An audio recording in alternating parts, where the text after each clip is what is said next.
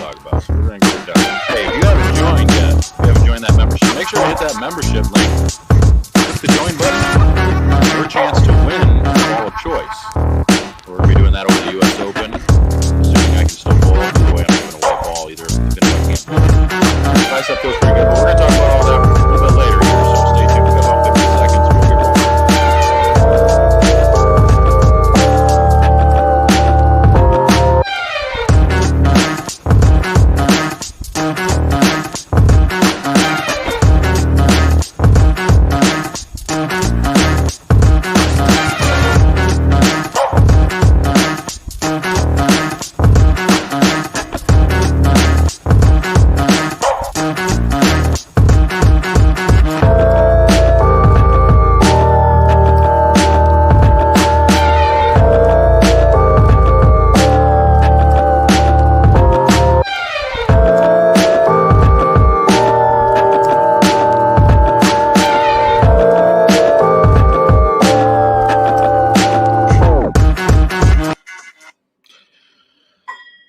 Oh boy, let me see if we can't get my pretty face up on here before we get into anything, because I'm on the wrong damn screen right now. Let me see, what do we got?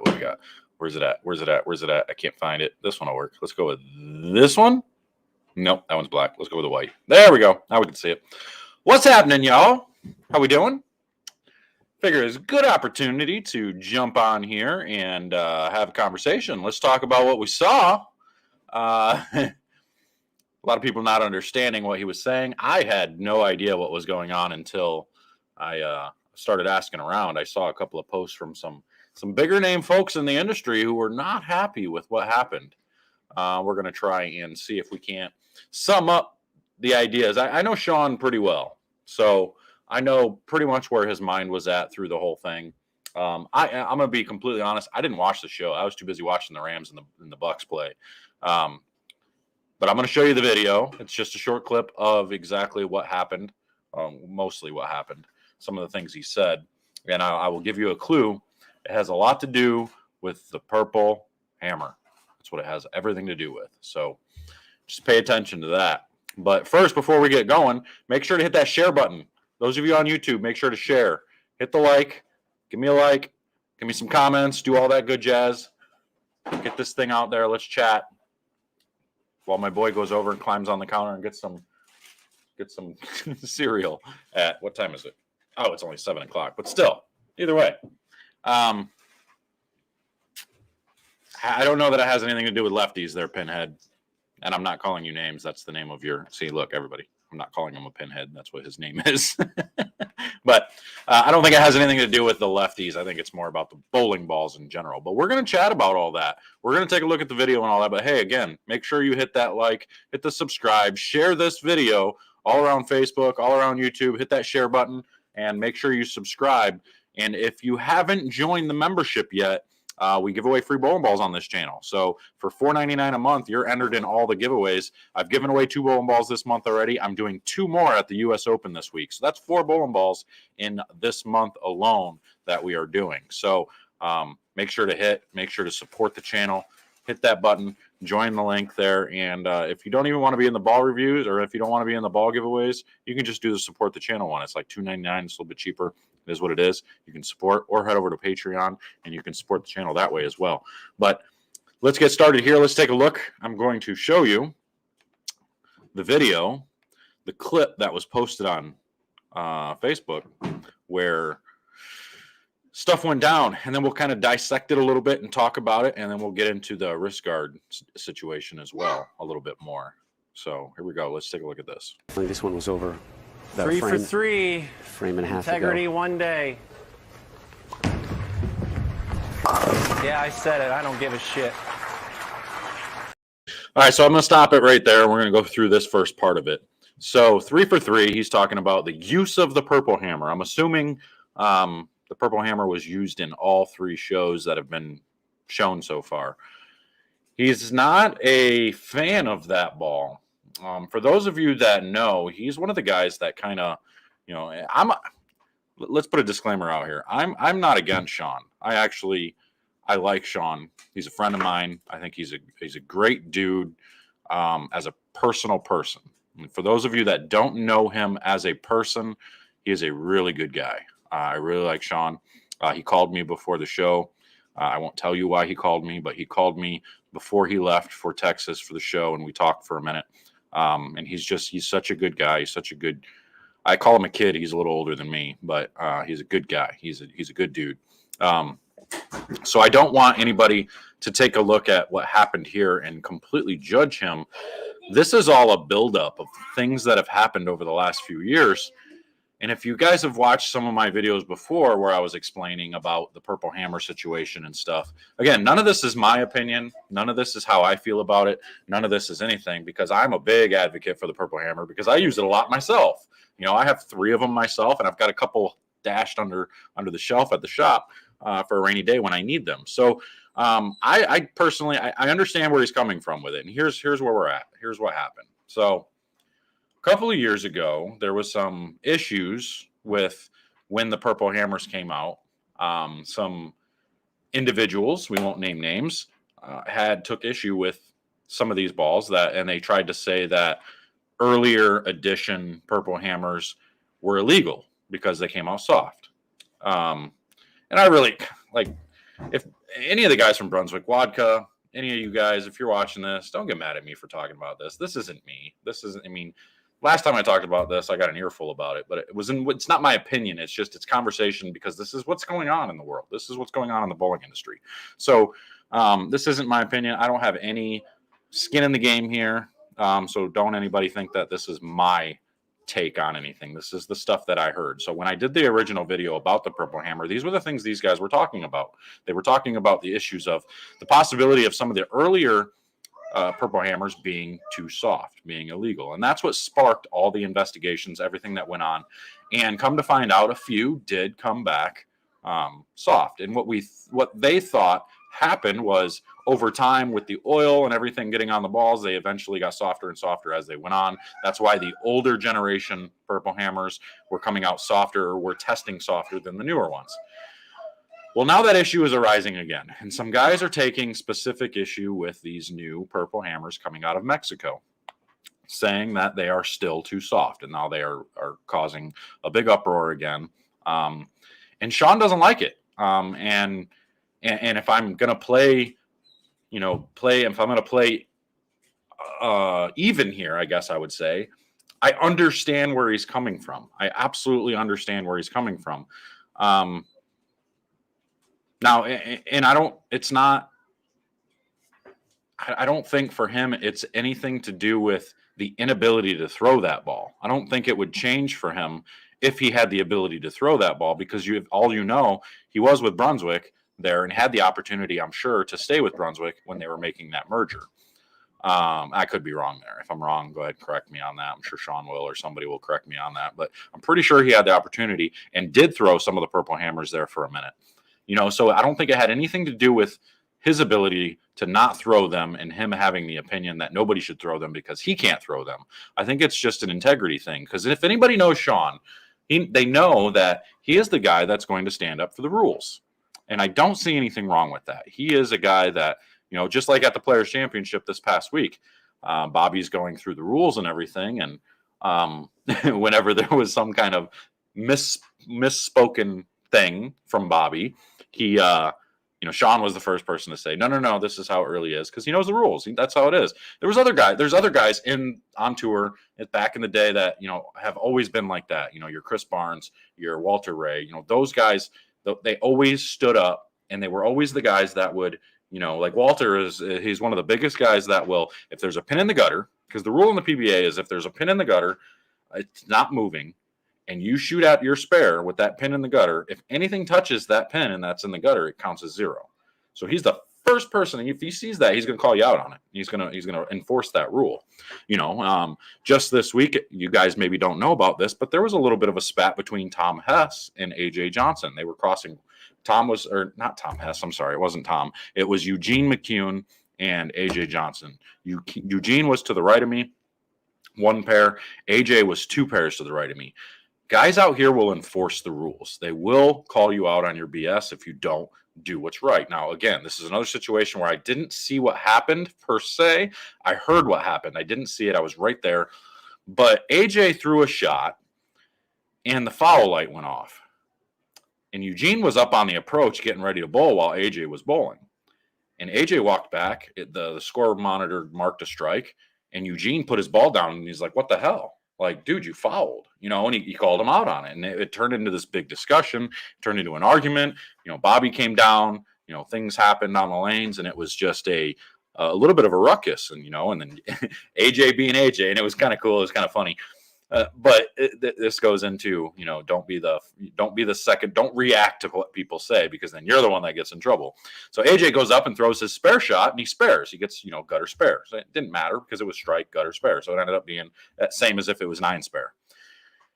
AJ walks back and he says, was that better? He's, he's literally looking directly at Eugene. He says, is that better? And Eugene says, listen here, you mother. And he starts going at him.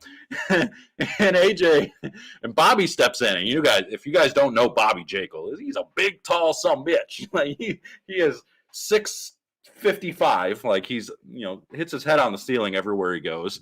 And he steps in and he's like, Eugene, you shut your mouth. He's standing, knock it off right now. Say something else, that's $500 fine, And so Eugene, of course, is like, well, what the hell? He's always talking shit, running his mouth over there. I can't say anything back, and it turned into, it was like, my heart was beating because I'm like, oh shit, what's going to happen here? What is going on? Like, is somebody going to throw a punch? Like, this is awesome, but very bad at the same time. But it was cool, so it was, we love when stuff like that happens, but it's also bad. The other good thing, I had Tom Hess to the left of me. So I had 2 of the biggest fireballs to the right of me and to the left of me. I had Eugene to the right, who does not stay quiet, and he will tell you how he feels about everything. And then we got Tom Hess to the left. And Tom Hess is one, if anybody knows any of the stories from Tom, this dude used to punch himself in the face, like literally would knock himself out in the middle of the approach. And give himself fat lips and everything else when he bowled bad, But credit to Tom, he always took everything out on himself. He never took anything out on the equipment, anything else. So I always give Tom credit for that type of stuff. It was always awesome to see, not for him because he always hurt himself, but his joke was always like, you don't want to fight me because I don't know of anybody that can hit me harder than I can hit myself. So if you can hit me harder than I can hit me, more power to you. That was always what he said. And it was awesome. It was always so cool. So no, I don't want to call it cool, but it was entertaining. We'll just call it that. He's such a funny guy. Same thing with Eugene. Eugene is always fun. So just think about that. You've got Eugene to the right. I've got Tom Hess to my left. And then there's me in the middle. So you got Eugene, who is always talking. Me, who's always talking, always upset, always, saying something. And you got Tom doing the same thing. That 3 sets of pairs right there was on fire. Like, dude, it was nonstop, and it was awesome. It was fun. I bowled like shit. So you get to see me kind of, I was not very happy, throwing a fit about some stuff too. Yes, it's lemonade. Tastes good though. It's good lemonade. Made it myself. But anyway, I'm sorry. I'm not looking at comments or anything. I'm just kind of getting through this. But anyway, so back to the original thing with Sean. Sean is a very outspoken person when it comes to the rules, when it comes to integrity, when it comes to stuff like that. So I cannot fault him for those things. Some people are going to say that it was not classy. It was very unprofessional the way he did it, and the things he said, swearing on TV, stuff like that. And I'm just going to stay neutral because I don't want to lose Sean as a friend because I really like the guy. I think he's a really good dude. And I'm going to support him no matter, for the most part, no matter what, unless he does something absolutely crazy. I personally don't think this was that crazy. He's just kind of speaking his mind about what he feels about those urethanes making shows every single week. Again, I could care less. I don't care. I'm going to use it as much as I possibly can, as long as they're legal. As long as they're shown to be legal, and as long as the PBA keeps saying they're legal, I'm going to use them because they are a very good tool. It is unfortunate, because Russo crossed to the right of me, and I did have to see him throw that purple hammer on both patterns. So he threw it on that 39-foot pattern, and then he threw it on the 45-foot pattern, and he played the lanes the same. Like, I mean, he was doing the same thing. I didn't get to see the show. Was he playing the lanes the same? You guys will probably hold on. Let me let this dog out. Good grief! Come on, man. Get outside. And we'll let her back in a minute. But I don't know if he was playing the lanes the same on both lanes this time. Was it again? I didn't watch any of the shows, so was it a different pattern on each lane? I'm pretty sure it was supposed to be one pattern on each lane, right? So I think I don't know. But anyway, so let's. I'm gonna roll up on some comments. But anyway, so the thing about it. The thing about it is, Sean is very outspoken. Okay, so Sean, as much as people are going to sit here and say, "Oh, he's didn't show any integrity himself. He was not a very nice person on TV." I can't disagree with that. It's really tough to say, what really happens in those situations. But yes, he is very, very outspoken when it comes to these things. Is that wrong? Is that bad? I guess it depends on who you ask. So it's just it is what it is. So let me see if I can't. I don't know if I can scroll up or not. I can't get this thing to. There we go. Scroll up on some comments here, and I will see what we got here. Just because I'm curious on what some people are saying here.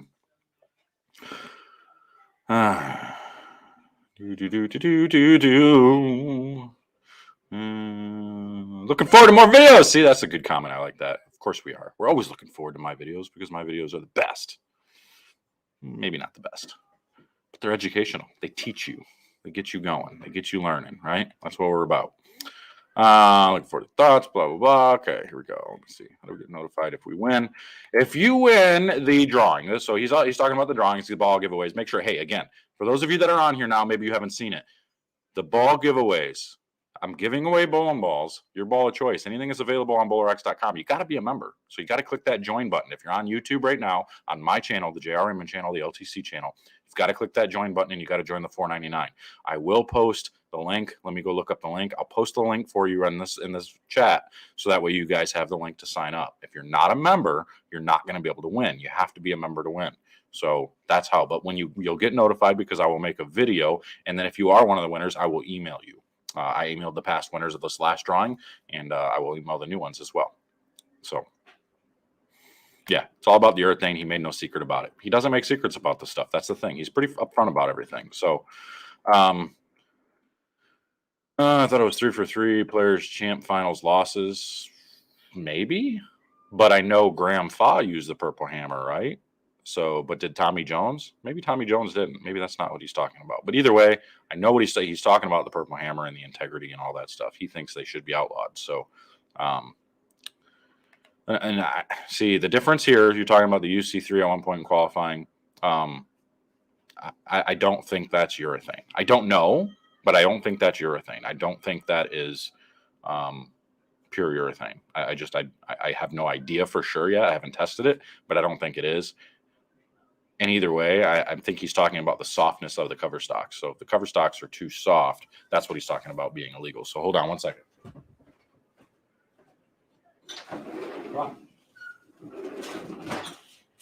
Floor's slippery after you go out on that snow, isn't it? Slippery after you go in the snow. All right. What does a soft bowling ball do? So any of the softer bowling balls, like if anybody remembers, like Eugene McCune is actually a prime example. His dad, Don, was one of the first people who did the soaker, where he would soak his bowling ball in a solvent, we'll call it, and would make the ball softer, which then would make it hook more. So the softer the bowling ball, generally it creates more traction. It's like if you take a snow tire and inflate it as firm as you can make it, it's going to skid a little bit more. But if you soften it up, now it digs into the snow, it digs into the ice just a little bit more. So it's the same type of concept there. Hey, what did I just do? Oh, I clicked the wrong button. Ha ha ha. Are they actually testing softer than new ones?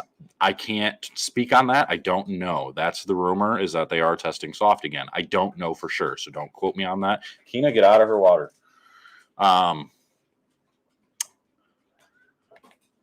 I'm sorry, the way he acted shows his true character, no matter if you think he's a nice guy. To some people, that how he acts shows his true character. I mean, you have your right to your opinion. I'm not going to tell you you're wrong. I just believe that judging somebody based on a few words on a television show in the heat of a moment, I don't know that that's the right way to go about it, but you're obviously entitled to your opinion. You can think whatever you want. That's up to you. I'm not going to tell you you're wrong on that. All right. Tom Baker yelled at me in my first regional in North Carolina about a pin in the gutter. Yeah, I mean, these guys, some of these guys are very, very, they want to make sure the rules are followed. So just pay attention to that. When you're bowling these regionals, you're bowling these big events. Some of these older guys, even some of the newer ones, will call you out on that. Me personally, if I see it, I'm going to stop you and I'm going to be like, hey, make sure you pay attention to this, because if there's anybody else around, they might call you out on it. So, just be careful. That's what I will say. I'm not going to go get a tournament director and not say anything. I'll say something to the bowler first. And then if they just say, I don't really care, blah, blah, blah, it makes no difference, that's when you say something. So this is a funny comment. AJ Johnson is an ass too. He has his moments. He definitely does. I know AJ pretty well as well. He's got his moments. He's pretty arrogant, pretty cocky at times. But again, he's a great bowler. I mean, he's done a lot. He's not won yet, but he's done an awful lot. He's made some shows and he's doing very good things. He's very competitive. He throws it great, got a great physical game, pretty good mental game. He's going to break through soon. So some people look at him. People look at me the same way because I'm very focused. I'm very, very intense when I'm bowling. And some people call me an ass too. People don't know me outside of bowling. A lot of you guys don't know these guys outside of bowling. So it's very easy to look at somebody like a Pete Weber, a Eugene, a Tom Hess, an AJ, a me, and say, man, these guys are assholes because, you see how they act on the lanes. But then when you go and you see them at a restaurant and you go sit down and have a beer with them, it's like, man, that was nice. You know how many times I get somebody that'll see me outside of bowling and they'll say, man, I had no idea. I always thought you were an asshole. You're actually one of the nicest guys I know. It's just how it goes because our intensity changes. We're focused when we're bowling. We're doing things, it's a job. It's competition. So it's just a little bit different when we're out there. That's all. Eugene is old school and he is arrogant too. Yeah, he has his moments. Again, he's another one of those guys where, it's very easy to see that out of him. But, again, it's just, you don't know these guys outside, So, this ought to be good. Last time Eugene ever spoke a word to me was up in Lorain after Eugene fouled and didn't want to take it. And I called him out on it. I then struck out to beat him and he wrote down my score and checked my score sheet. That felt like it was going to be way worse than what it really was. But, that's nice. He at least, wrote down the score and checked it off for you. That's good, Oh, boy. Seems like a big FU, and I think people who do that don't know how to adjust. Wait, what did I miss? What did I miss? Did I miss a comment? Hold on. What did I miss? I don't like missing drama. Did I miss drama? I must have missed drama. Oh, well, we'll get back to it. We'll figure something out. All right. You see right there, you're kind of an asshole, and that's okay. You're damn right I am. I have a right to be an asshole. No, I'm an asshole when I need to be. I just don't put up with people's shit. Like I'm not going to. If I'm going to be completely honest, I'm not here to make friends. I'm here for you guys to learn. And if you don't learn, you'll learn from somebody else possibly, So I'm just going to tell you how I feel. I'm going to tell you what I think. I'm going to tell you what happened.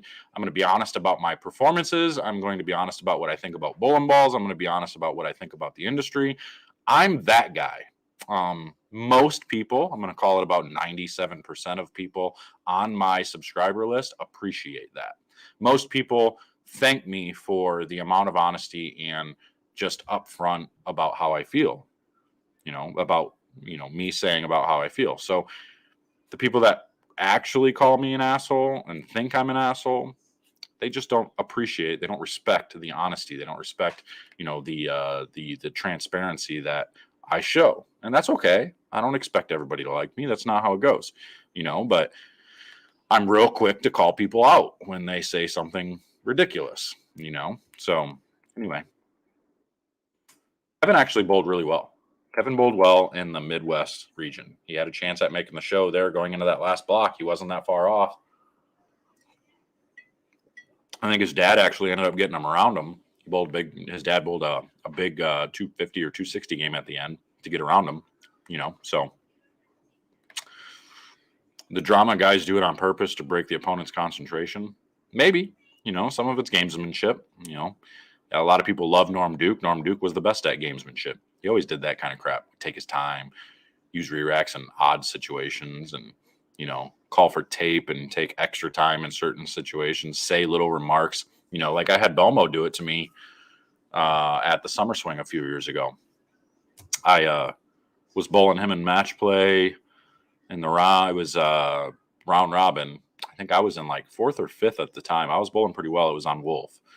So I was in the show at the time, and I was bowling Belmo, and I had like the front 7 or 8. The 8th one, I rolled a 2-pin, and Belmo came back. And as I was coming off the lane, he said, "Good shot, Lucky." It just kind of made me chuckle, but and he had 270 out there still or something like that. So I don't know if he thought it was going to rattle me, if it was gamesmanship, if he was really mad that I rolled a 2-pin after I just completely flushed 7 in a row. I don't know. I have no idea. But, that's just the way it goes. People, nobody likes losing. That's the way it is. My match against Graham out in Vegas was pretty intense. I was pretty upset. I was pretty mad. And I was saying a lot of the same shit. Like, goodness gracious, the dude's got a purple hammer and he can throw it to the gutter and it still hooks and still hits the pocket. Like, how am I going to beat this? It's the same type of situation. Sometimes those things just happen. Nobody means any ill will to anybody. Just like Sean said at the end of that, which we'll actually watch the rest of it. You'll see the actual video here in a second. But Sean says at the end of it, like, hey, it's nothing against you. He doesn't say what it's actually meant for. We know it's meaning for the purple hammers and whatnot, but he doesn't actually say that. So let's go look at that. Let's look at that and see. Let's watch the whole thing through now. Feeling this one was over. 3 for 3. Frame and a half Integrity ago. one day. Yeah, I said it. I don't give a shit. Apologize for the language there. Basically, we've seen this before. And he does it. And he doesn't even come close how to about that? covering it. He takes the 4-pin straight back. Rash Oh my wins. goodness, Sean Rash, the 1 seed. Sweep continues. Are you kidding me? See, so he's not A up and jumping around and 201. he's not pulling That's off it, Sean. You won. Happy birthday, Dad. Ernie Yep. or whatever. Great ball. Nothing against you. I hope you know that. I understand. Okay. Thank you. Appreciate it, man. Thank you. See, nothing against you. I hope you know that. Great ball. Take the hardware, kid. I don't think he you're gonna meant have it, anything did you? bad Well, there. that one cost me a few bucks, but I don't care. My family at home. Elena, I miss you and I love you so much. All right, now this is a little. Sorry, Sean, but this is a little much. I get it. I get it. I understand. It's emotional. You get away with one there, and you feel like things go your way. But love you, Sean. You the man. But I just don't think. I think he's more mad at the industry. He's more mad at the situation with those, because he's got his opinion on it. He's got his feelings about the whole thing, and he feels like he's not being heard about the situation, and things are just being let go. So I understand the way he feels. Do I agree with it?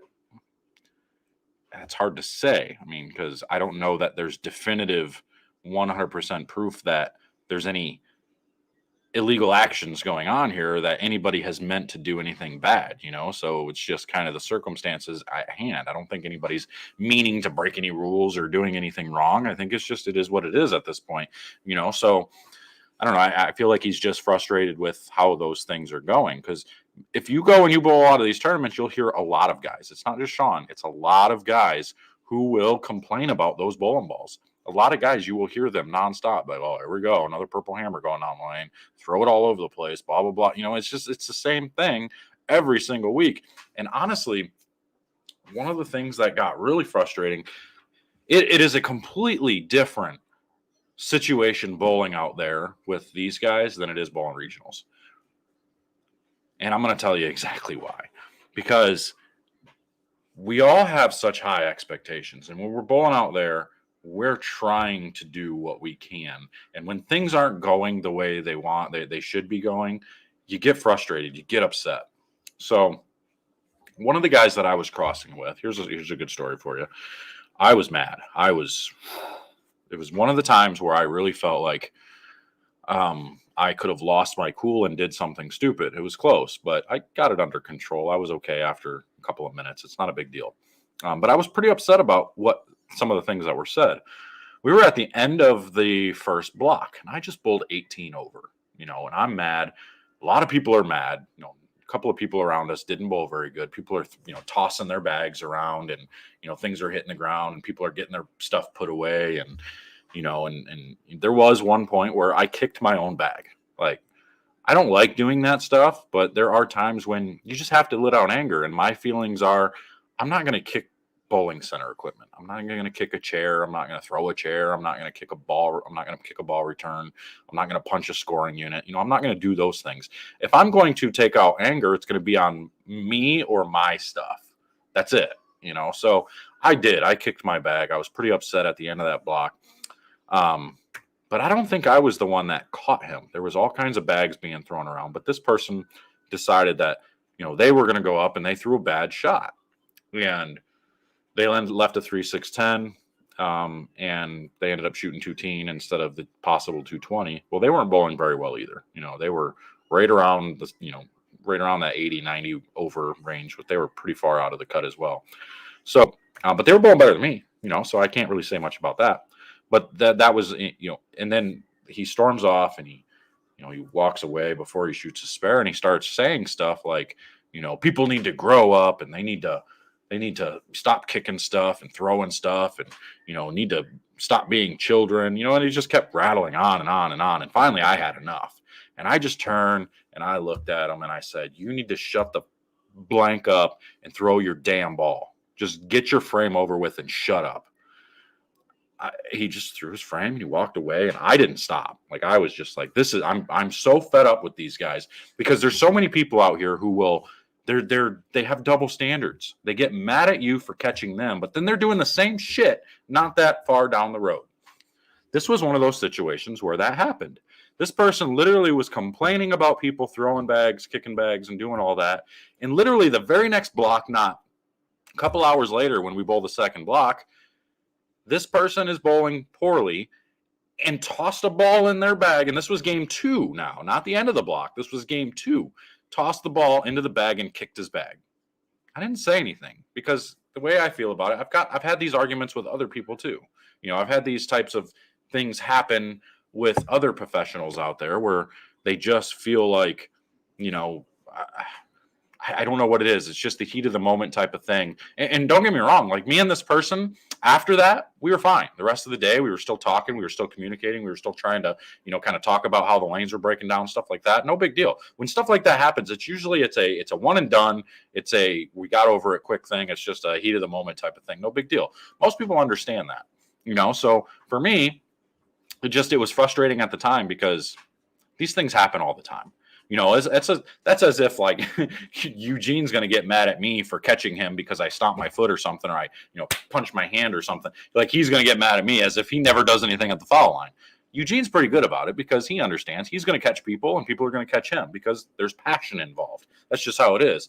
Bowlers need to kind of be aware of your surroundings, who you're around. Like, I had Eugene to the right and Tom to the left. Anything could have happened at any time. So I always, for the most part, made sure both of them were off the approach and done before I ever threw my shot, because you just never know what's going to happen. You just give that respect, you give that courtesy. That's just kind of how it goes, So for these types of things to happen, it's frustrating. You're going to sit there and say, oh, these people need to grow up, and then a couple hours later in the very next block, you're doing the exact same thing.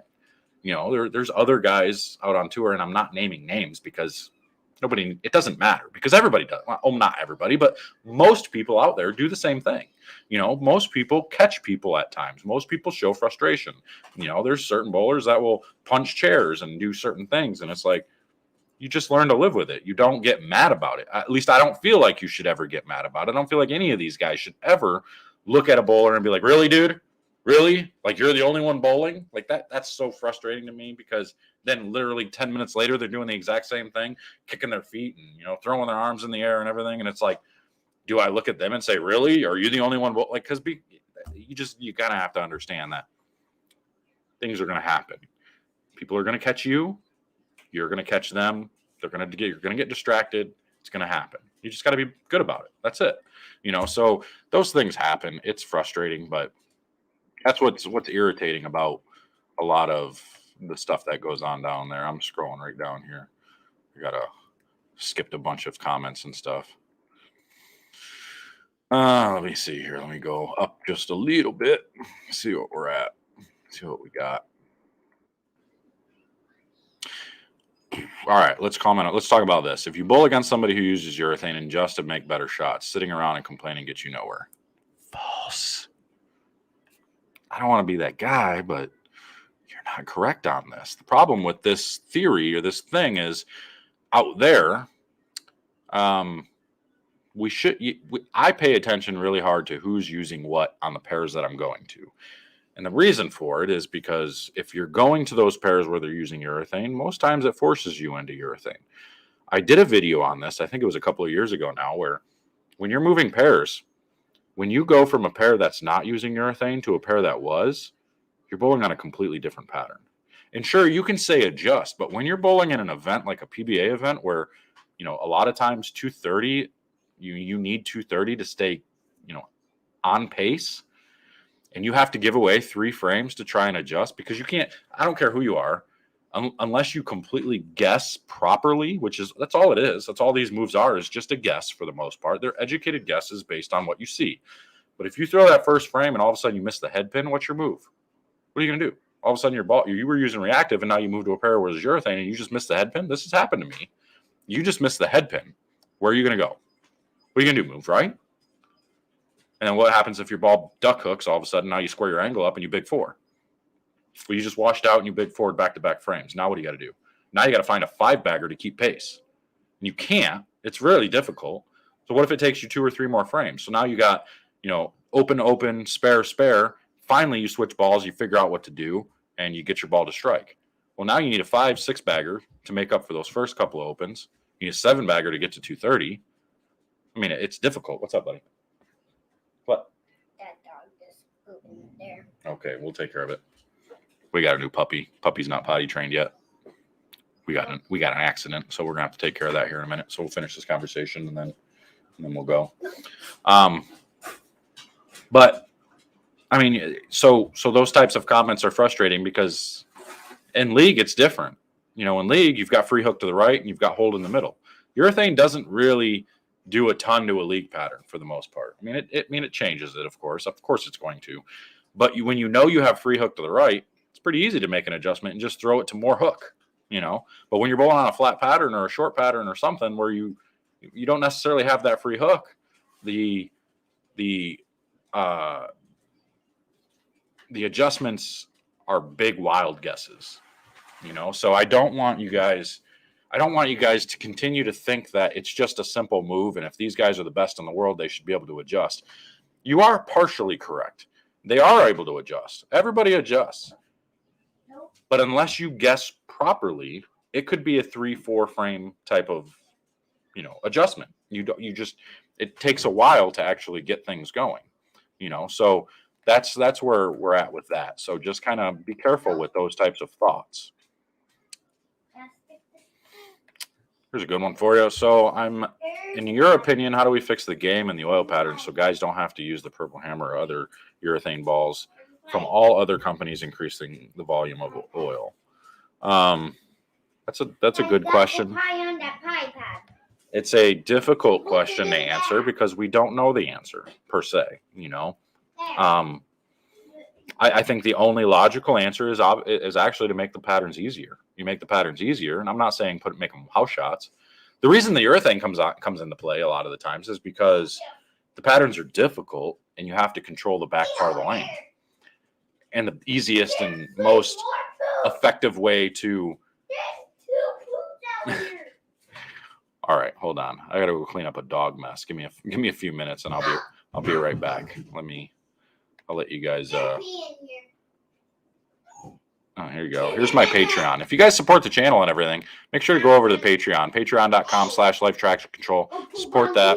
I will be right back. I'm going to mute this mic so you don't have to hear my kid talk about poop for a second.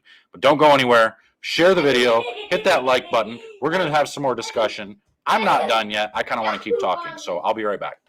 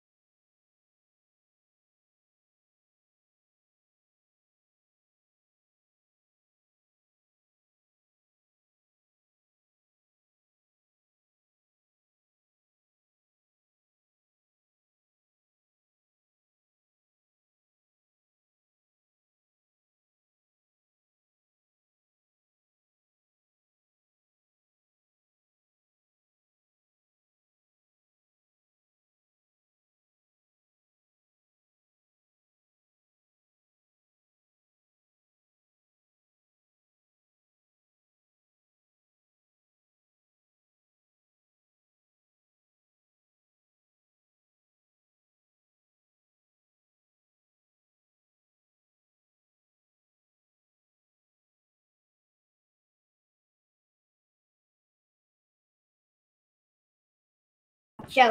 All right, so we got a new pup. Here's our pup. Oh, look at that. 30 people left. What a bunch of weenies. Here's our new pup. We haven't named her yet. We got to name her. She is a purebred German Shepherd. So we are going to Where's Shepherd? German Shepherd. Yeah. We're going to name her eventually. We just don't know what yet. We're working on it. There's been some oh, she cuddling. There's been some suggestions, but we haven't decided yet. So we're going to You're cute. yeah, she's cute, huh? I'm here. She's a good puppy, but she's not potty trained yet, so we're working on the whole potty train thing. Okay, bud. Come on, let's go. Let's go play. Go play with the pup. Come on. All right, so anyway, yeah, if you haven't already supported at Patreon, go do that. If you haven't joined the membership yet, go join the membership. But yeah, let's talk a little bit more. We were talking about urethane. Urethane. Oh, here we go. Jason, East Coast guy. He's exactly what I was talking about. People who complain about the purples are the people who are not allowed to use it. Yes and no. A lot of people are, for sure. They, complain about it because they're not allowed to use it. But like I said earlier I don't know if you were around, Jason, but earlier in the video I was talking about, I think Sean was complaining about them even when he was able to use them.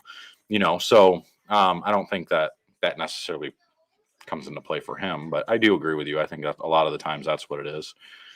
It's tough for any company to keep up with the urethane balls that Hammer's coming out with right now. I mean, even that whatchamacallit, what's that new one, the Double Cross by Radical? I mean, that, from what I'm hearing, I can't say for sure that it is, but we're pretty positive. What you'd be silly not to use the Purple Hammer cover on that. Pretty sure that's Purple Hammer cover with just a stronger core, and it's just a dark color instead of the purple. It's the black, silverish gray or whatever instead. So I don't think it's anything different. I think it's just a little bit stronger. And for me, I got the review coming for it once. My arm feels pretty good. I had a bicep problem the other day, but today I took a 15-pound weight and was kind of, doing some short curls just to see if it twinged it at all. It didn't bother it at all. So I'll try to practice. I'm still going to wait until probably Tuesday or Wednesday to try and practice, but we'll wait until then and see what we're at. But anyway, so back to this. How do we fix it? I think it's higher scores that we actually, and I hate to say that because I've always been an advocate for the low scores because I love shot making. I love that when tournaments come down to shooting 200, 210 in order to, keep up, in order to be around, you got to make your spares. You got to do that type of thing and keep ball in play, this and that. The unfortunate thing is when they're tough, that's when the Purple Hammer comes into play the most, because then you're controlling the back end and you can keep the ball in front of you and not give it away. And, you got what you got. But I think the only way to get rid of it is the higher scores where you need a ball that's going to react down lane or react properly in different areas. And you have some room for error built into the pattern. I'm not saying to use house patterns, but sometimes I think the patterns that aren't super easy are better off. I think the lefties are gonna go and they're gonna use the Purple Hammer anyway. I think because it's just that good for them. Why wouldn't they? They're trying to play straighter and create better angles, so that allows them to do it. So it's kind of one of those things. How do you sign up? You're on Facebook, so Tim, you're gonna have to go over to the YouTube page. The YouTube page that is, just type in my name, and you'll see the YouTube page. It's LTC Bowling or Life Traction Control, whatever you want. I changed it to LTC, but make sure to go over there, hit that join button. If you're on your phone, it might be a little bit more difficult to find. Dude, you're being obnoxious. Quit being obnoxious. Oh, we don't have any Pop-Tarts. What are you talking about? It's late at night, 7:41. Come on now. So sign up for that. Go over to there. You can get into there. It'll be good to go. Everybody that's on YouTube right now, if you don't have one of those little marks by your name, like Redbeard Bowling right here, it's got a little mark next to his name up there. You can see it. You got marks up there. Someone from Michigan area that had the same hippocampal. I think I know who you're talking about because there's a couple of people who are in this state that do that type of thing. And it always seems to be the ones that, it's always the better bowlers that do it. I'm not really sure why, but it's the better bowlers that do it.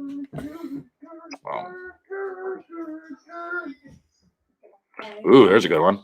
I remember Marshall Holman jumping over the counter wanting to fight a guy because he was cheering too loud for Marshall Holman. What? I don't get it. Marshall Holman jumping over the counter wanting to fight a guy because he was cheering too loud for Marshall Holman. Guess I'm thinking you meant to say a different name. I don't know, but we'll see. Here's a little story. Slapped out 24810. He got mad. Not even 2 frames later, he's slapping out a messenger 10. Yeah, I mean that's pretty much how it goes. Pretty much how it goes. This is what I love about sports. The competition, just adjust and be better, right? I wish it was that simple. It's not always that simple. Sean Rash got a little out of control in the 10th frame. Of course, he knows he's getting fined for it. Yeah, I mean, the only thing he probably is getting fined for is just for his cuss word. You know, so he's going to get fined by the station for that. 3 for 3. Comment about lefty two-handed urethane. That I'm not sure about. Maybe. Honestly, somebody was saying it's 3 for 3 that he lost in the Players' Championship. I don't know. If we were in for the last ball giveaway, are we in for the next one? Not unless you hit the link. Here, hold on. I'm going to go and find that. I'm going to get that link for the sign up here for you in a second, so you guys can sign up for that. And this will give you the link also to sign up for the membership that you need. So give me 2 seconds. I'm pulling it up right now. Currently, there are 74 people entered. There's 7 days left to enter. So you have plenty of time to enter this. Oops. Try that again. You have plenty of time to enter this. And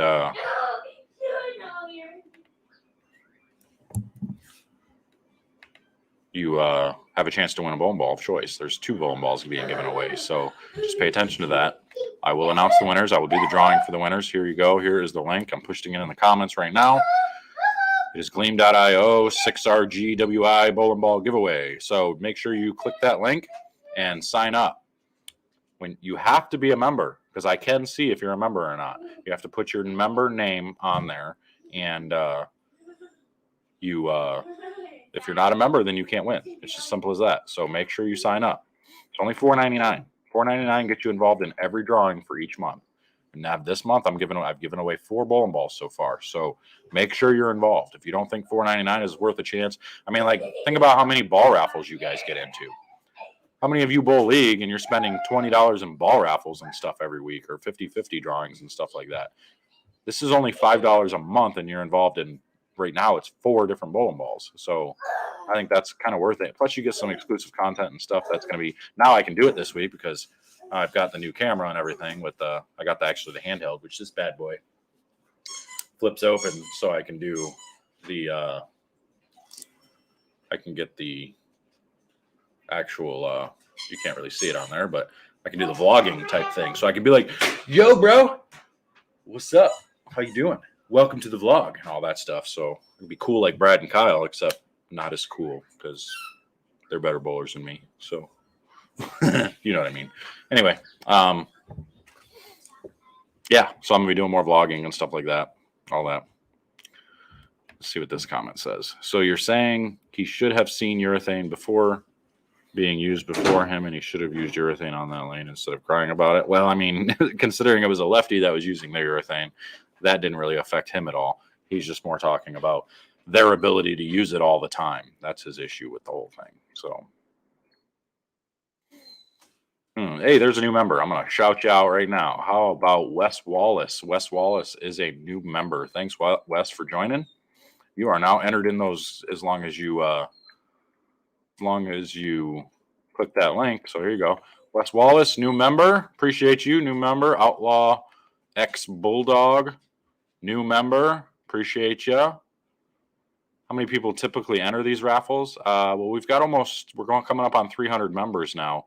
And last time there was only 170 that entered. So, yeah, I mean, pretty good odds there. You got a really good chance at winning these. So for $5, it's just like a ball draft or a ball demo or a raffle ticket or whatnot, you know? So see, now I respect your opinion and stuff, but I don't know. I'd call him baby, even though they called him Diaper Rash, but I digress. But I wouldn't call him a baby. I think he just speaks his mind. You know, he's good at just telling people how he feels. If only it was that easy. Although, if y'all didn't see my TikTok video where I threw a strike opposite-handed, I had some people say, bro, you throw it better left-handed than right-handed. Now, it doesn't mean I can repeat a shot, but, you know. How you doing, he says. She says. I can't read your name. Hello? Says, how you doing? How you doing? I'm doing great. How are you doing? That's the real question. How are you? Are you here having fun listening to this conversation? I hope so, because that's what we're here for. How long have we been on this thing? It's only been, I have no idea. There's no timer here. Where'd the timer go? Oh, well, it doesn't matter. There we go. This is what we like to see. Love your bowling ball reviews on Bowler X. Appreciate that. Hopefully they get a little bit better. Now that I got my fancy dancy little camera here, which a little bit better. I feel like the content was actually crisp, a lot clearer with this camera than what it was. Here's another new when you figure out when you're leaving for the U.S. Open. Pita. I like pitas. Is it like a ham and cheese pita? Or is it like a grilled cheese pita? Or is it got like tomato on it? I like pitas. I think you mean the PTQ. But yeah, I'll be leaving on Saturday. I'm going to go up Saturday morning, spend the night there, and then we both Sunday morning. So it'll be pretty cool. Yeah, there it is. See, PTQ. I knew what you meant. I was just messing with you. All right. What we got here? Sorry I'm late. What happened with Sean? Here, let's just play it again so you guys can see it. I feel like this one was over. 3 for 3. Frame and a half Integrity ago. one day. Yeah, I said it. I don't give a shit. I don't give a shit, he says. What, buddy? Apologize for the language there. Basically, Oh, we've seen this before. And he does it. And he doesn't even come close how to about that? covering it. He takes the 4-pin straight back. Rash Oh my wins. goodness, Sean Rash, the 1 seeds. Sweep continues. Are you kidding me? A 207, 201. That's it, Sean. You won. Happy birthday, Dad. Yep. It's, Great ball. Nothing against you. I hope you know that. I understand. Okay. Thank you. Appreciate it, man. Thank you. take the hardware kit. Didn't think you were going to have it, did you? Well, that one cost me a few bucks, but I don't care. It's my family at home. Elaine, I miss you and I love you so much.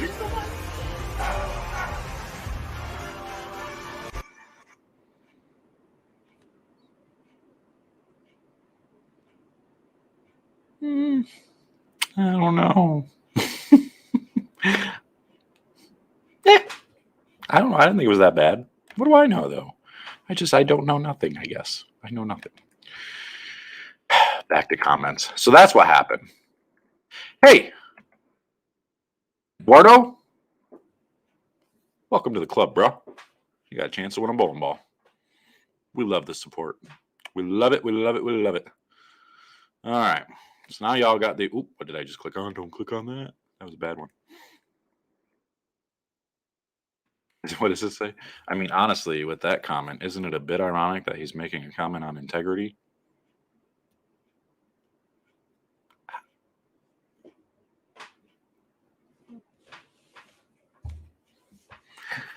I don't know how to respond to that. Like, I don't know what you mean, I guess. Like, what? It's not like his integrity was bad by making the comment he made. He's just complaining more or less about the use of Purple Hammer. And again, I'm just assuming. I'm not even 100% sure I'm right on that. I think that's what he's talking about. Just knowing what he's talked about in the past, I'm pretty sure that's what he meant. But, I mean, integrity, maybe replace the word integrity like with character. I mean, maybe people want to talk about his character a little bit and say that that's not very classy, you know, whatever it may be. I can understand that, I guess, but it's hard to say. Hey, I just had a dog that shit itself on the floor. Now my kid's in there pooping its pants. So we're going to, well, not pooping his pants, but he's pooping in the toilet. So he still doesn't know how to wipe his own ass. So we're going to go and, you know, take care of that. I'll be right back.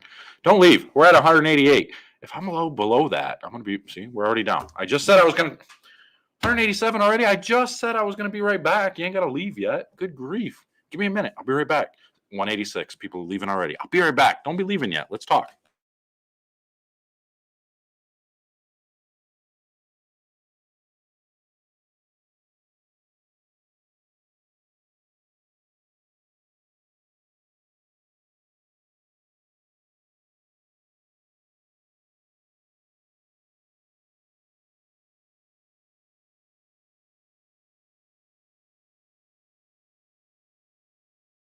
See, I'm back. We're down to 181. Like these people, they don't listen. They don't listen. I said I was coming right back. Goodness gracious. All right. This lemonade's good. If you couldn't tell, I'm a little open. Yeah, and you can't have my lemonade. Leave my lemonade alone, bro. You don't get none. It's mine. The dog is being upside down now. All right. Yes, my reviews are down. Dang, people hate me. All the way down to 168 already. Don't like my conversation? Who doesn't like my conversation? I think you do. I think you're lying. The reviews are fantastic. They are fantastic. We're doing some good work. Oh, here it is. You came off as an ass in Milwaukee, but learning that your camera got stolen, I'm going to chalk it up to that. That probably had a lot to do with it. I don't know how I was an ass just because I was bowling and mad when I was bowling. It's not like I was an ass to anybody else. So, I don't know. But that's the problem is they watch you bowl, they're watching you out on the lanes, and they see you getting upset. And it's like these people just have all of a sudden, like they just have these thoughts like nobody should ever be upset. You should be a robot. You should go throw your shot, turn around, go sit down and be cool, calm, and collected. And a lot of people think that is a good mental game. I 100% disagree. Not everybody needs to be like that. I know a lot of people who actually need to let out their anger. Eugene and I were talking about this a little bit. If he doesn't let it out, he bowls worse. I'm the same way. If I don't find a way to make that anger exit my body in some way, obviously I try to do it in ways that I'm not hurting anybody or harming anybody or distracting anybody for the most part. I don't see a problem with that. And if you look at me and you say, man, that guy's an asshole, look at him getting all mad and stuff, like he's a professional, he should be a professional. That is a professional. That is somebody that they give a damn about what they're doing. They give a damn and they have passion. They're trying to get better. They care about the results. That's bowling. That's how it goes. That's all sports. I mean, do you look at everybody and, any basketball player who gets mad about a call and they, throw their arms up in the air? Are you calling them an asshole? Like, I mean, that's just, and it's nothing against you, Jesse. Like, I'm not calling you out for this comment. It's just a common thing. It's just something that, a lot of people say. And I think it's kind of ridiculous because people don't know any of us. You don't know us personally. So to call us ass or to say we come off as an ass, like, I think that's a little stretching it, but I mean, I get it. I understand. I can't say I've never done it. I mean, I've looked at and watched people and I'm like, damn, dude, like, the hell's wrong with you? I get it. It's not like it's something new. So my league is on Thursday. How often should I practice until Thursday? I mean, I don't know. That's up to you. It depends on what your body can handle. It depends on what you are trying to get better at. If you have big, major physical things, you just practice every day. If you're just trying to stay sharp, you only need to practice every other day. It's not something like for me, I'm pretty sharp. I'm just trying to stay sharp. I'm taking a couple of days off because of my bicep. I won't practice again until probably Wednesday, So I threw some shots on, what was it? Friday last week. I didn't bowl today or yesterday. I didn't bowl at all today. I'm not going to bowl Monday or Tuesday. I'm going to take these 4 days off. I'm going to try to make sure my arm's good to go before I go and throw it again. I don't know what I did, but sure as hell felt like garbage trying to throw the ball. So take days off and be good to go. So I think it was a mixture of his personal issues going on. He didn't bowl the greatest game. And we know he hates urethane and not that big on two-handers and lefties. He just had a lot going on, I think. I mean, that's pretty much sums up everybody every time if something's going on. A lot of people are pretty good at showing their emotions and stuff, but some are very blah. I'm personally the type of person, I like when people show their emotions. Jackson! I just whistled at my kid like a dog. Hey, puppy. Hey, settle down. Quiet down. Don't be grabbing her by the paws either. He's probably over there like throwing the dog around. Like, hey, puppy, let's go for a ride. Whee! Just chucking him around. I can imagine. Did that outburst cause the other guy the game? It's hard to say. I doubt it. I mean, most of those guys, anybody out there has Kina. Any of those guys have pretty good mental games. That stuff like that ain't gonna bother you, but maybe it's possible. Maybe he just really, really wanted to throw one good to shove it back in his face. Maybe he had something stuck in his head that he was gonna say after he struck, and it just caused him to throw a bad one. But who knows?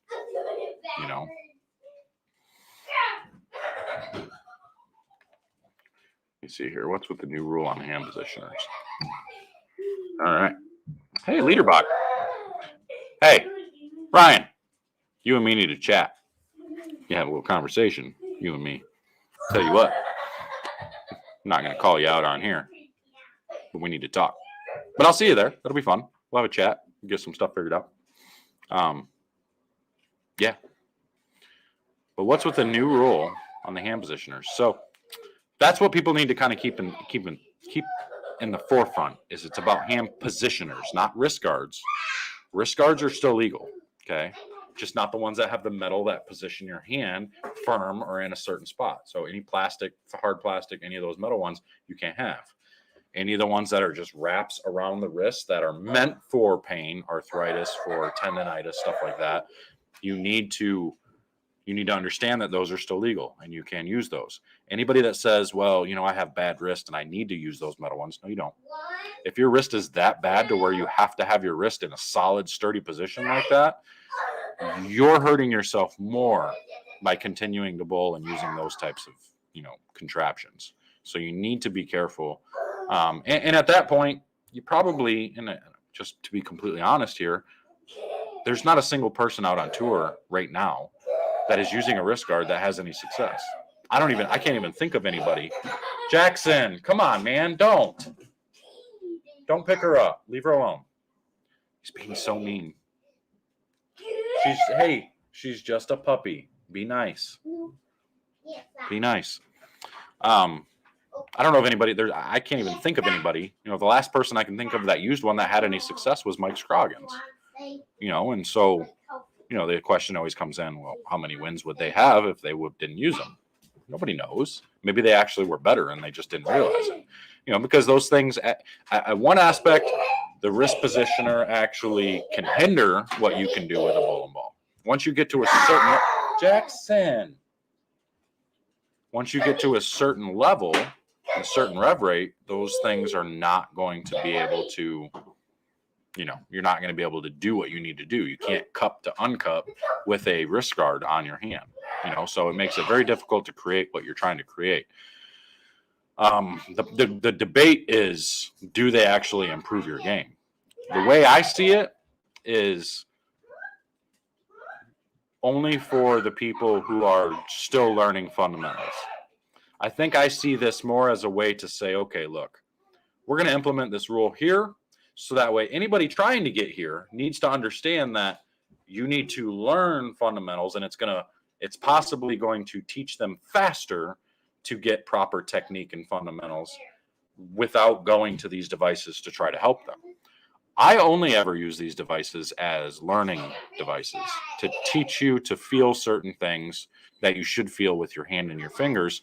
And then you need to take it off and recreate it without that on, so this boy, I tell you what, hold on.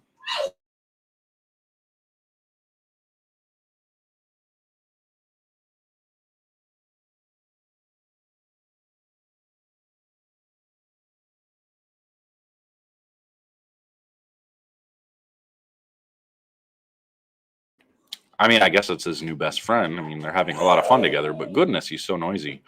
But yeah, I see these wrist positioners as, they've always been training devices, and the advantage they create is they create consistency at the bottom of the swing. So you can't break your hand down early because it doesn't allow you to. A lot of the mistakes that young bowlers or new learning bowlers make is they break their hand down too fast, and this stops you from doing that. So you can go from here to here, not necessarily to here, but you can get from here to here, and the only way to get from here to here is to take that wrist brace off and learn technique properly. But just that gap going from here to here is where the problem is, and I think I see it just as a way to get these people to get out of it and to learn the technique properly down the road before anything. Maybe I'm wrong. I don't know. I personally don't see them as much of really an advantage, because I know I can create more without one than with one, but then you got to think all these people that are fighting for them and saying, well, if they're such an advantage, why doesn't everybody use them? Well, that's why, because it hinders you after a certain point. And if they're not an advantage, why are people fighting for them? because there's a certain bracket of people who they are good for. And anybody that says, well, I've got really bad wrists and I've got this and I need to use them. No, you don't. No, you don't. You need to use a wrist support. You need one that actually protects your wrist, not one that locks your hand into a certain position and you can, dial it up to turn it into certain spots. Like those things are ridiculous. Those are only there to make you feel, here's what it feels like to have your hand in that position. And here's what it feels like coming off your hand. Now recreate it without that thing on your hand. That's the way I see it. That's the way I've always taught it. So that's that.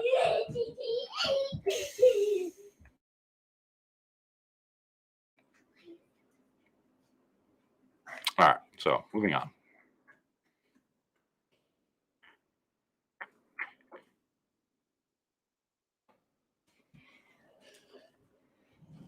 Pup named Pocket. I don't know if I could go with Pocket because it's a female. It's a girl, so it's got to be a girly name. Not the first time he's complained on TV. No, and it's not the first time anybody's complained on TV. You see a lot of guys on TV complaining or making ridiculous comments or, what we would call ridiculous comments at the time because we're not in the moment. So it's just how it is.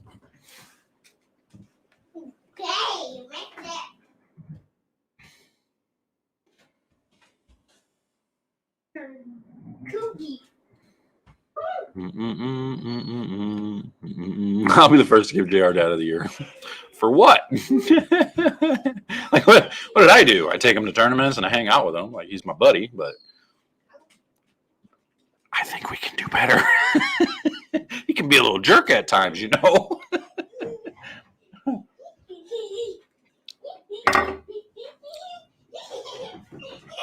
Don't listen to me. I don't know what I'm talking about. Did the other guy have the lead when he said that? Yeah, all he needed to do was mark. Mark in the 10th was a winner. Why are you whining? Good grief. My older dog, she's now like 8 or 9 now, and she is just so jealous of the new dog. It's unbelievable.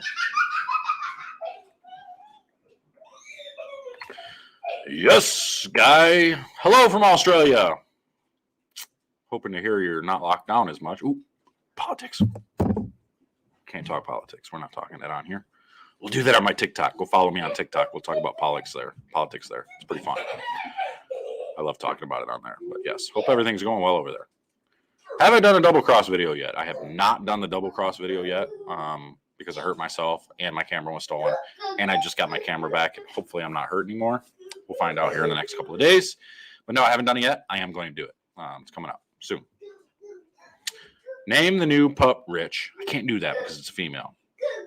If you hold on to your crypto long enough, you'll be rich like the dog. I mean, I do. I keep holding on to it. I've still got a bunch that I'm holding on to.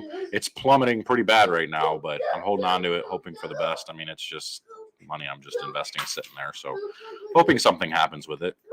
I've still got a bunch of Shiba. I've got like 27 million shares of Shiba. I bought it when it was really low.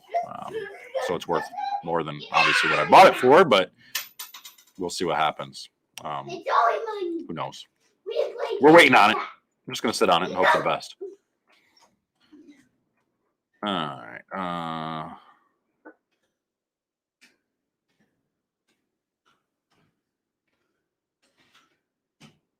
This I agree with.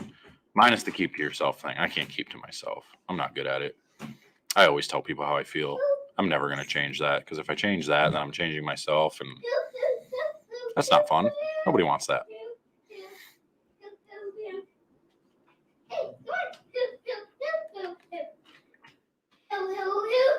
Let me see here.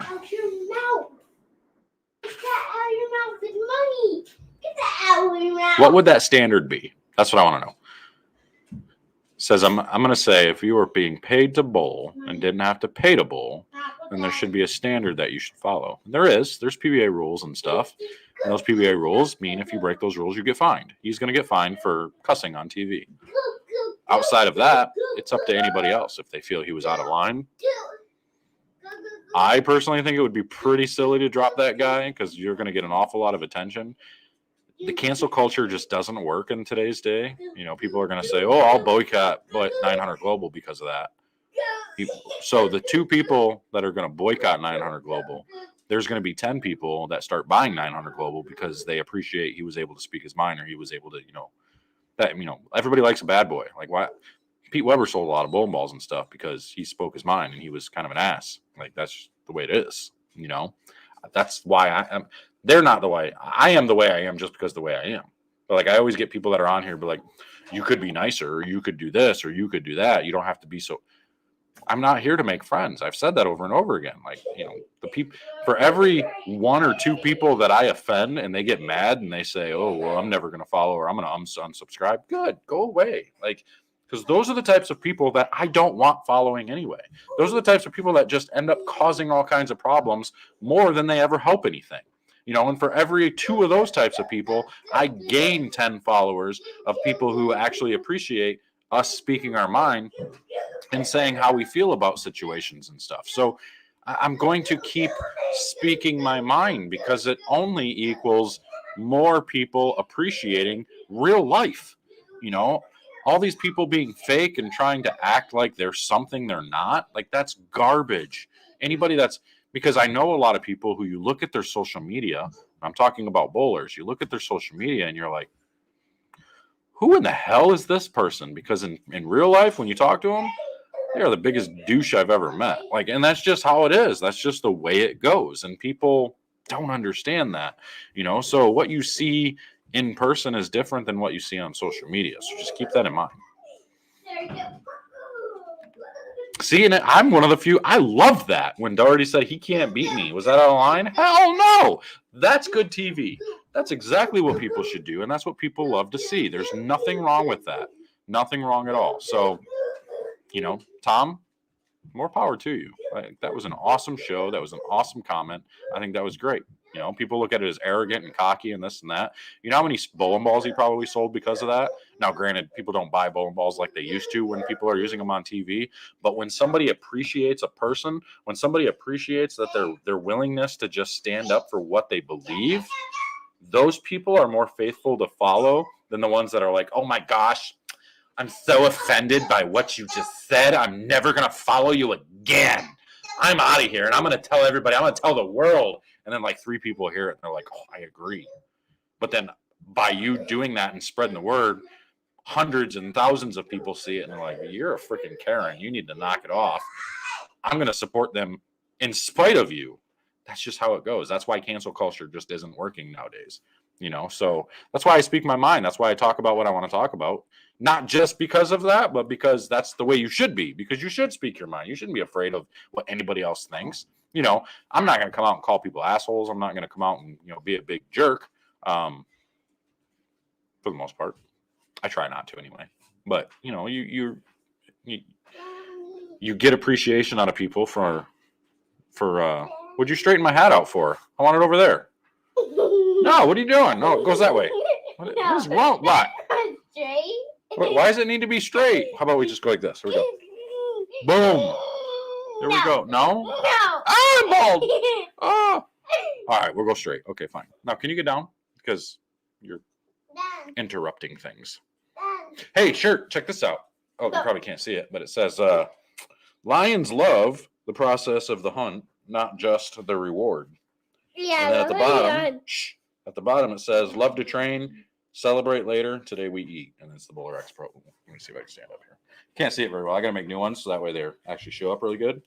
But I thought it was pretty cool. And then I'm going to make some that are going to be, I think Mo said it best. He said something along the lines of, you can't outbowl bad ball reaction. But I don't want to steal his line, but I agree exactly with what he says. So I want to make some that say similar. You know, you cannot outbowl bad ball reaction. And then, you know, make them Bowler X show, make them Bowler X shirt. So keep that in mind. If you got ideas for shirts and stuff, send them my way. We'll make some shirts and, you know, do all that and stuff. All right. Let's see what we got here. I'm trying to go through comments. As Pete Weber would say, it's called sportsmanship, pal. Yes. Sean is just a whiny bitch. That's funny. Entitled Your Opinion. I can't tell you you're wrong. I just don't know. Kim, I already showed the puppy. He's playing with the boy right now, so I'm not going to grab him up here, but if he comes over by me, I'll grab him again. Or grab her again. Hey, no name dog, come here. I still haven't named her. I have no idea what to name her yet. All right, here we go. How do you really feel about two-handers? Some people can't bowl one-handed, and some people can't bowl two-handed, yet we get more revs and power, but it doesn't matter if you have terrible accuracy and consistency.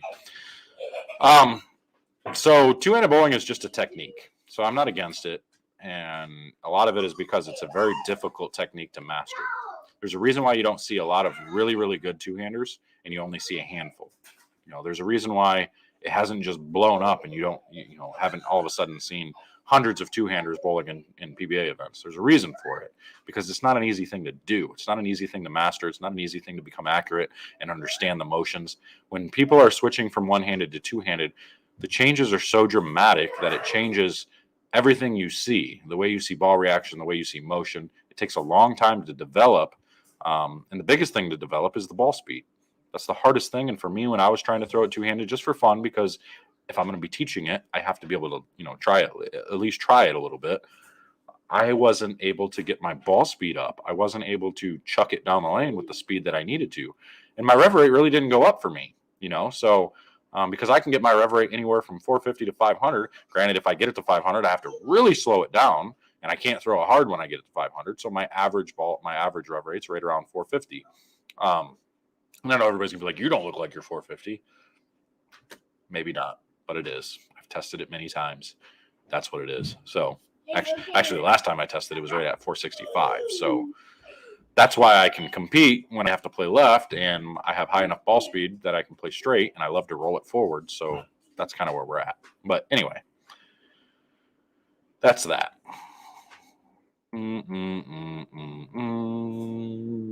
See, that's women are not affected by this. Women PBA or PWBA is all done through USBC, so it all is about whatever the USBC decides to go with it.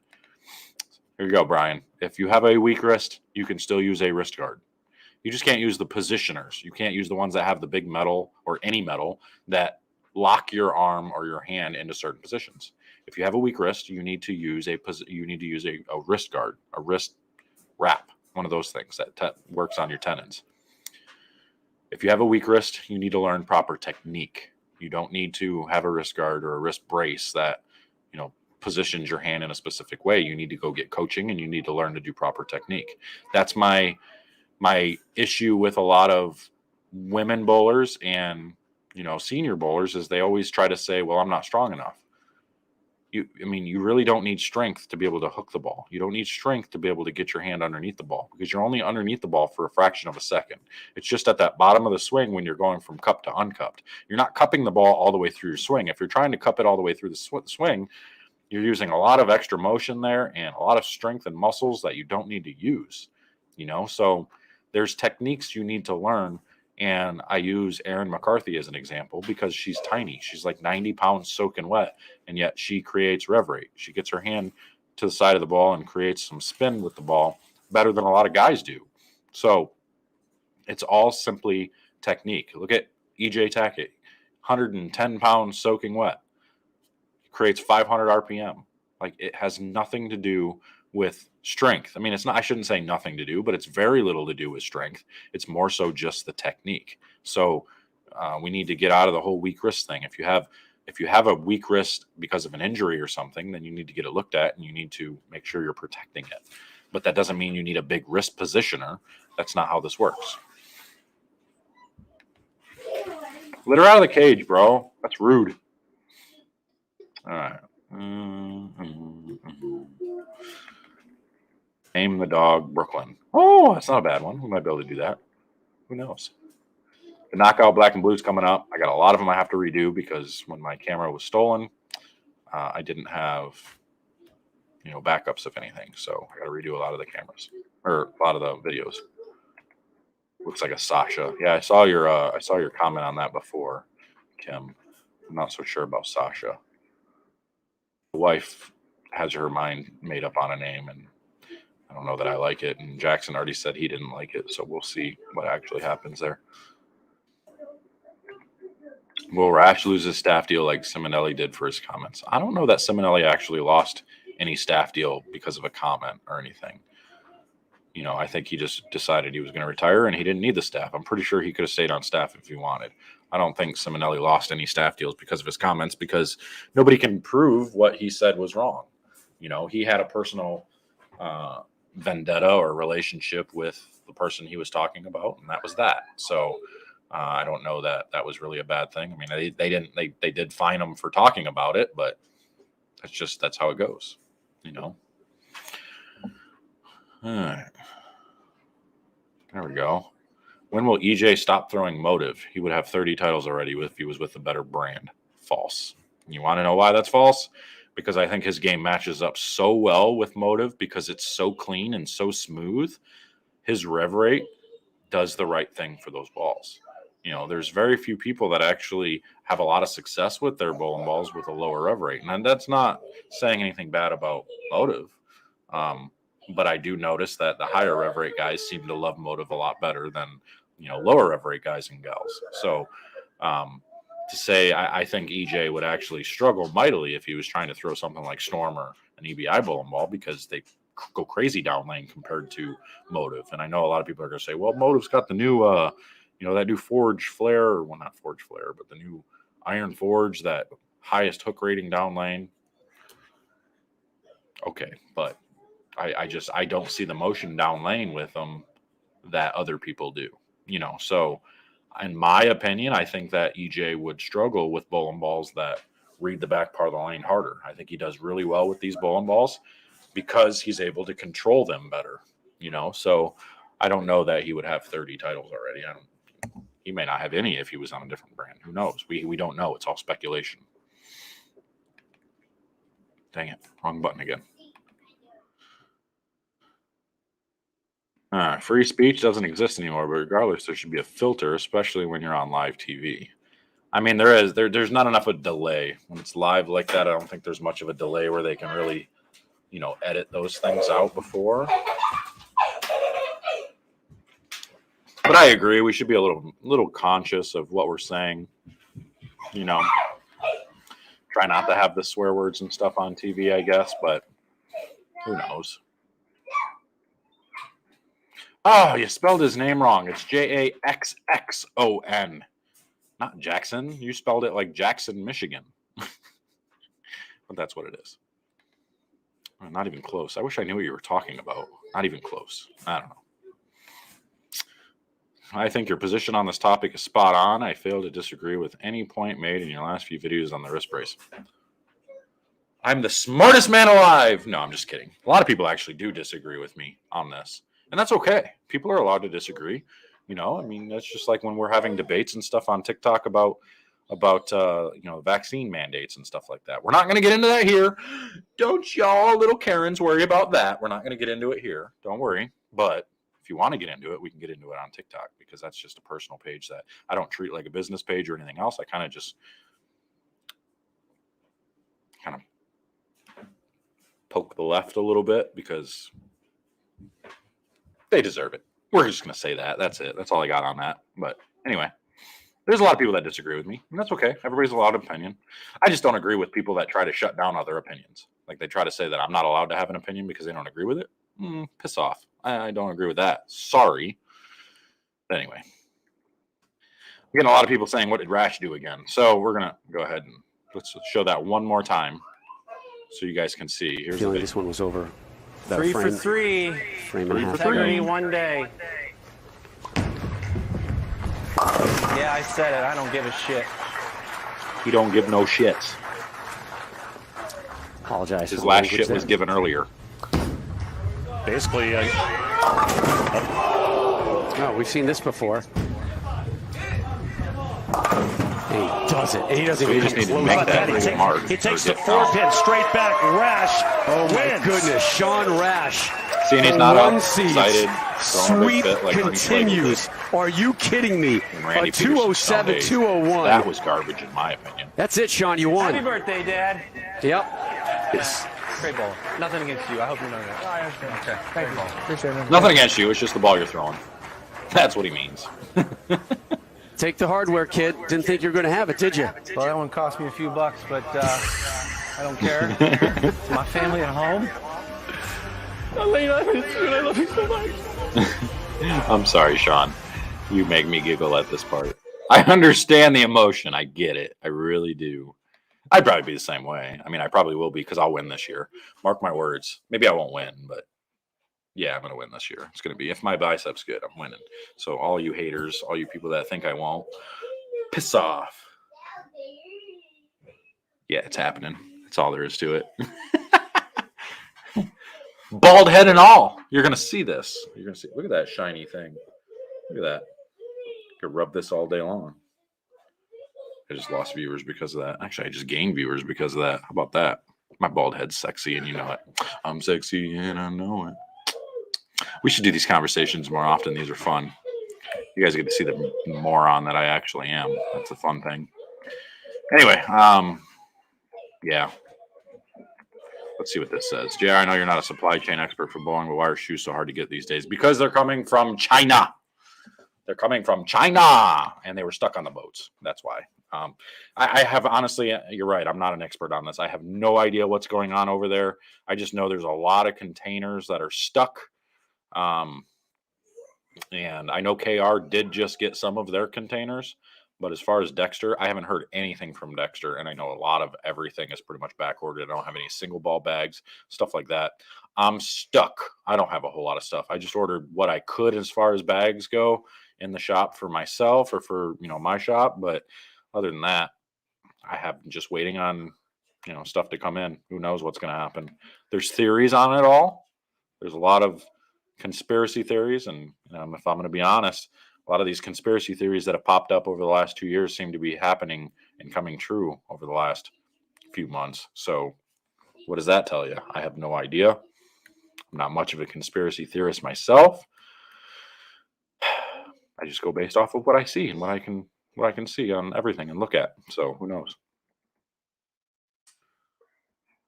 Okay. Well, all right. Don't do EJ like that.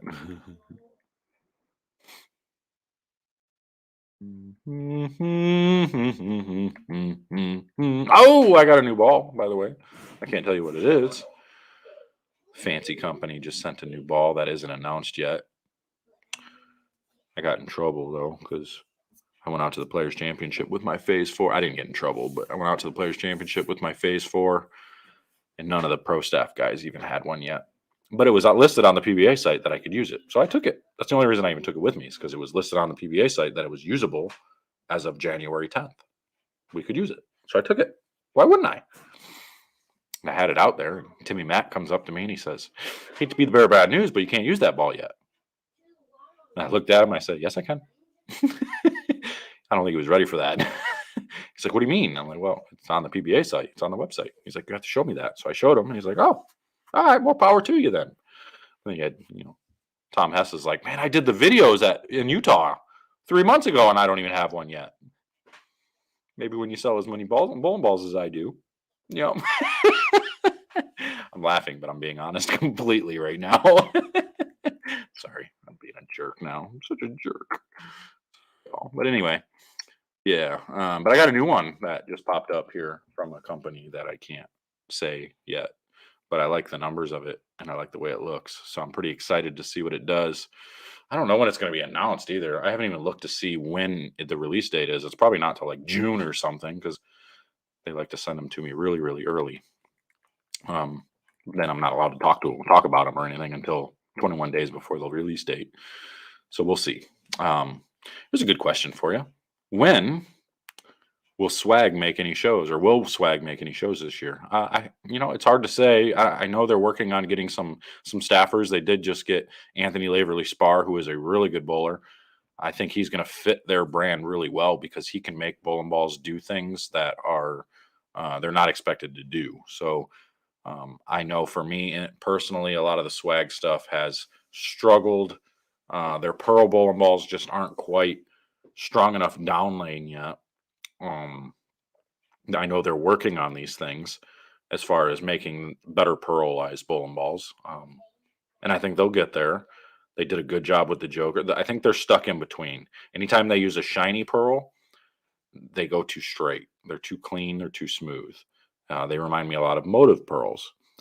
Whenever they make a pearl and then they hit the surface like the Joker Wild or the what is that thing, that boat one, Bloody Ocean Pearl, that ball had surface on it, was amazing. I mean, they did the right thing. They were still clean because it's a pearl, but when you put surface on it, it was that much better. Now I just did do the graffiti pop review, which was a pearl. It was a shiny pearl, and I have mixed review on that, mixed opinions on that. I thought it was really good, especially after I put some surface on it. But I haven't been able to use it enough yet, so I'm going to redo that video.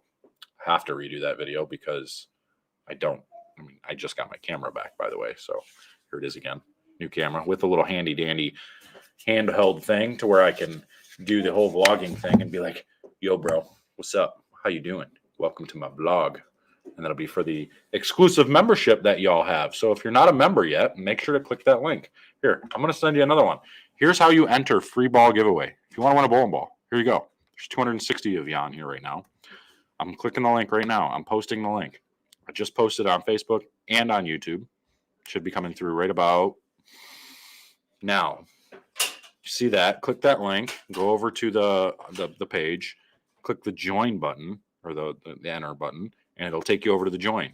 Click and enter the $4.99 membership so that way you can be involved. If you're not a $4.99 member, you cannot win the bowling balls. Okay? I know people are going to say, why isn't it free? What in the hell is free in life, folks? Tell me what's free. There ain't nothing free in life. So this is not going to be free either. You think me doing all this is free? Hell no. We talk about bowling. Like, I do like doing this, and I probably would do it even if I didn't make money doing it. But this now is how I pay my bills and stuff between this and bowling and the pro shop. So support the channel. Do your thing, folks. Make sure you're buying Bowler X bowling balls. Come see me at the pro shop. Click that join button. Then it makes it easier on life for me to be able to give more bowling balls away and do all that good stuff. So my original intention was for every 100 members I had, I was going to give a bowling ball a month away. Right now, the last I looked earlier today was at like 260 members. So we're still at 2 bowling balls. When we get to 300, we'll give away 3 bowling balls. I'm actually overdoing it this month. I'm giving away 4 bowling balls, even though we've only got 260 members. So I'm doing the thing. I'm doing the damn thing, you know. I'm giving you guys free stuff. So make sure you support the channel. You know, click that join button. If you don't, or at least share the videos. Do me a favor. At least share the videos. Send them out to your friends. Do all that stuff. You know, post them on Facebook. Do all that good jazz on your social medias and all that stuff. If you can't join the membership, at least do that. You know, at least help me out in that way. You know, because then we can get some education out there. People can really try and learn a little bit more about the game. And, you know, they get to see the clinics and they get to see everything that's going on. So that's that. There's my little spiel for that. Hey, are you being mean to that dog? Get her out of there. Jeez, I just heard her yelp. Hold on, I gotta go check on the dog, make sure she's...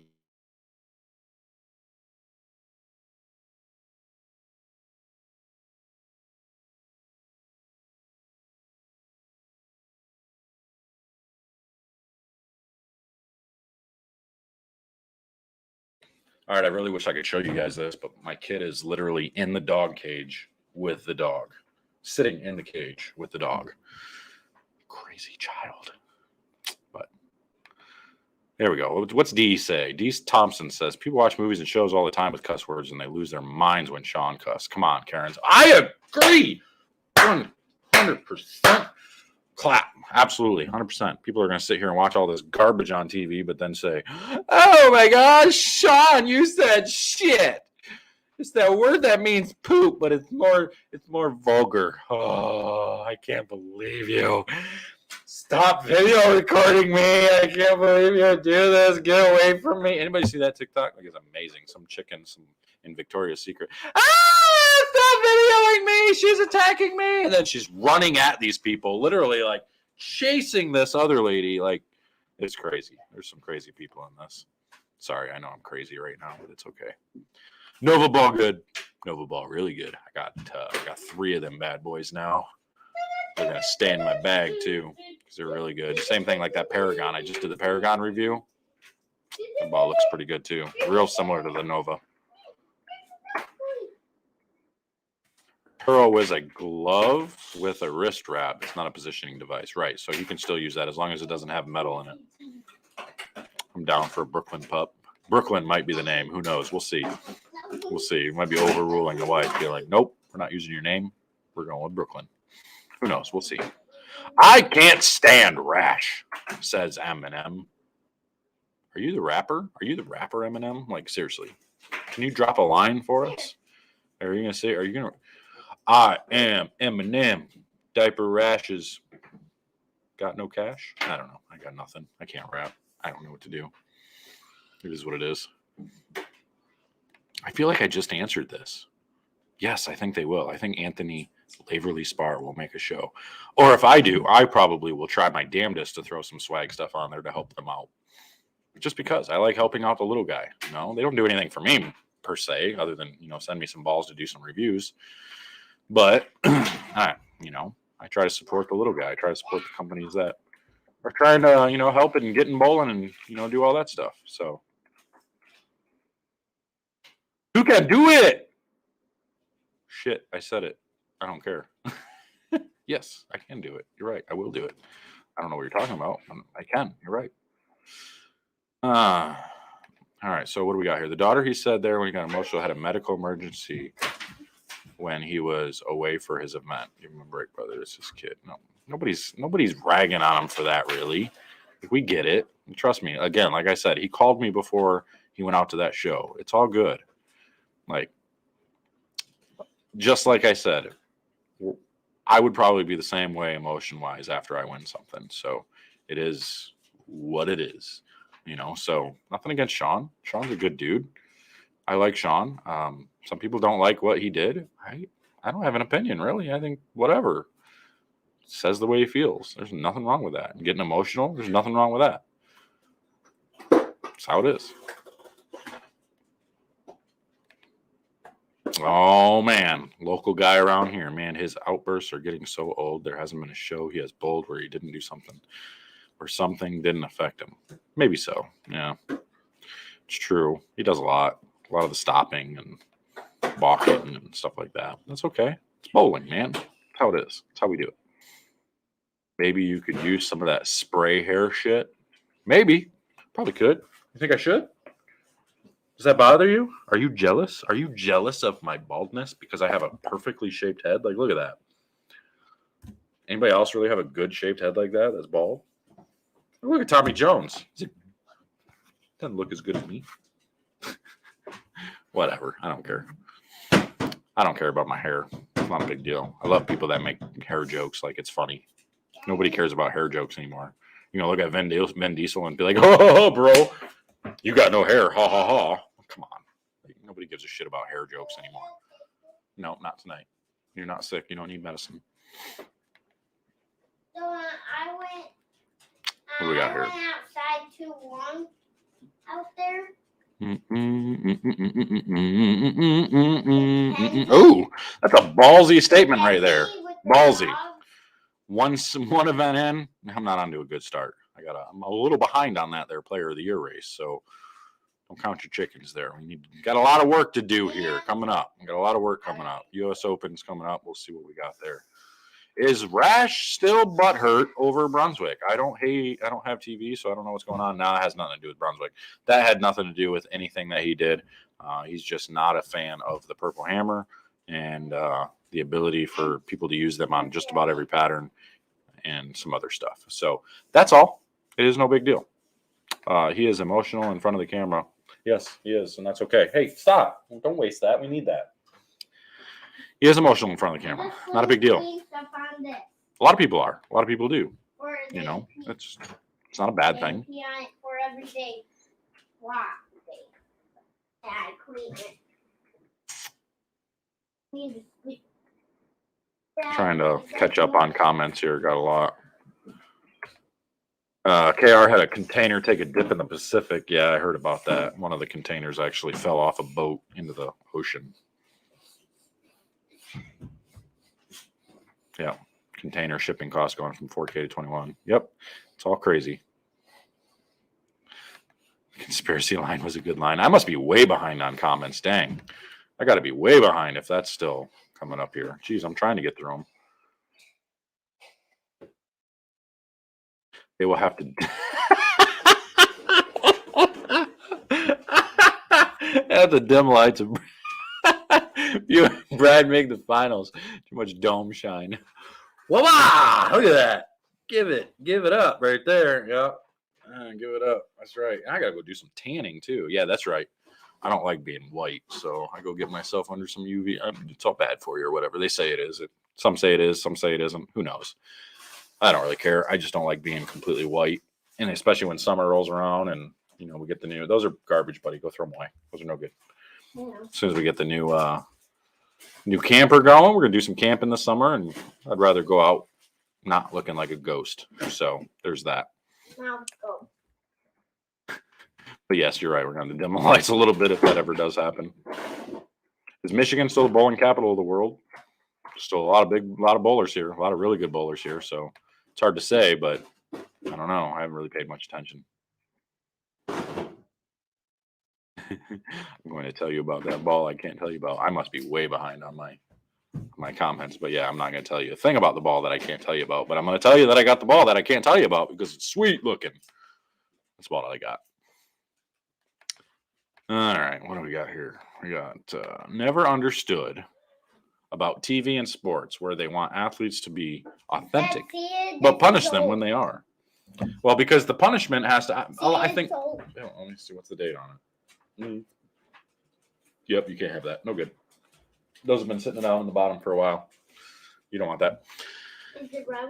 Want to be authentic, but punish them when they are. Like when Pete Weber dropped the F-bomb, Dave Ryan and Randy apologized for it. I don't know that he was ever actually apologized or he was ever punished for it because I remember back in the day before Tom Clark was around. The red ones are going to have the same date, but yeah, they're no good. No good. Yuckies. Yucky. Throw them away because they're expired. They've been sitting down there for a while. At least you're smart enough to check, not just eat them. But anyway, so yes, you are smart, buddy. I don't think they're ever actually punished. A lot of them. Some of them are. Sean probably will be because it's not like that was at one point before Tom Clark was around, the guys that were running the PBA, they were encouraging people to go crazy on TV and do stupid stuff. And that's kind of where Pete Weber came. Pete Weber was making a lot of the shows and they were encouraging him to say a lot of things and stuff. So that's how he became the bad boy of bowling. So if you haven't seen the 30 for 30 show with Pete Weber, you need to go watch that because it kind of explains that a little bit. It's all right, buddy. Just leave it right there. They explain that stuff and they show you a little bit of that. If you want to see some funny stuff about Walter Ray, Wayne Webb, and Pete Weber, go watch the documentary now. Just type in documentary now on YouTube and go look up the bowling one. There's one all about professional bowling. And they rename they obviously they don't call him Pete Weber and Walter Ray. They call him something else. It's like Billy Ray something or another. It's so funny. It cracks me up. But go watch that stuff. It's pretty cool. I'll show you all that.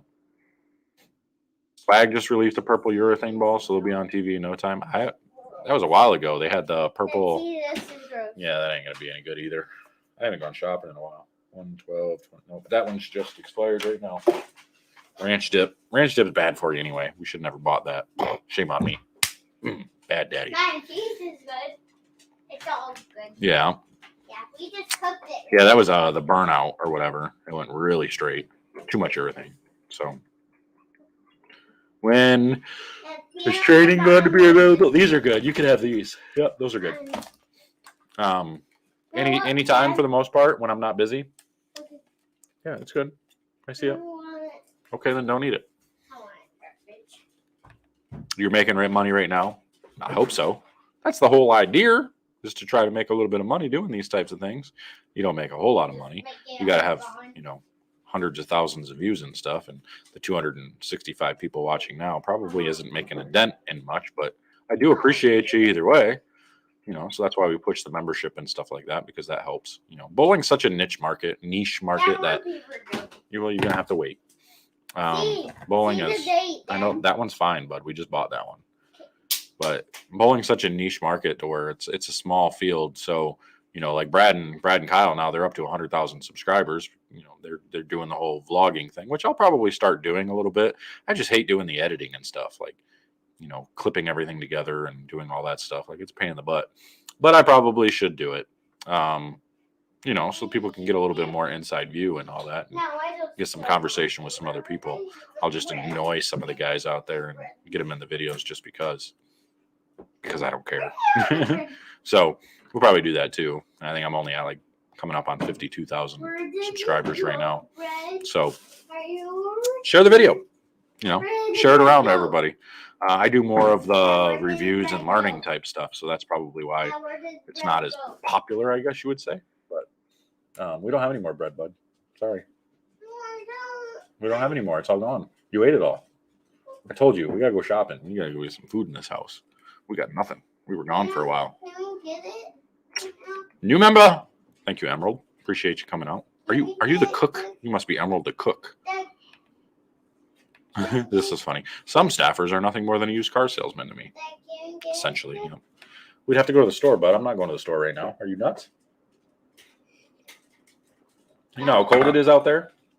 It's cold. Dad, Real cold. What are we looking at? it looks like electricity. Oh, yeah. Yeah, like lightning. Free arm jabs, but save that for TikTok. Yeah, we're not talking about that on here. We'll talk about that on TikTok. Maybe I'll start another channel where we can talk about politics so I can get canceled on here and YouTube can stop me.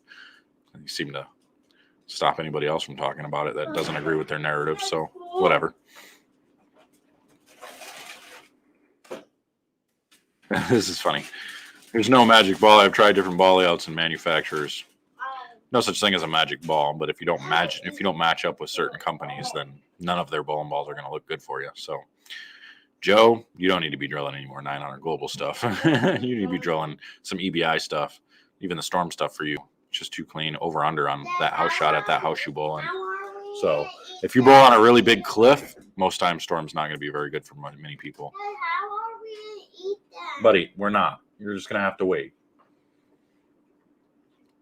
What do we got here? Let's get Bowler X to hook up water for lanes with clutch bowling lane effects. Are you out of your mind? Like, I mean, I know that's pretty cool. Like, it's pretty neat, but it's like $12,000 a lane or something crazy. Like, I don't know that. And then you got to have most of the lights off and stuff. Like, it wouldn't even be worth it to me. So that's the reason why I didn't even bring in, like, Dad, I want to see what this is. Specto. I didn't even bring Dad, Specto. It's honey, bud. It's honey. I want to see it. Why do you want to see it? It's the Manuka honey. It's local for allergies. I don't even know if I can get it open. Oh, it's so sticky. I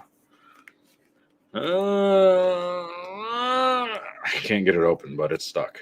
Try to do a spoon. With spoon? What's a spoon going to do? Are you nuts? All right. Hey, another member there. We got TC. Hi, TC. Thanks for the membership. Appreciate you joining. Make sure to click that link. Here you go, guys. I'm going to post that link one more time so you guys know. That's where you got to go to enter that giveaway. Enter the giveaway. Enter the ball giveaway there. If you're not a member, you can't win. Hey, try to okay, open.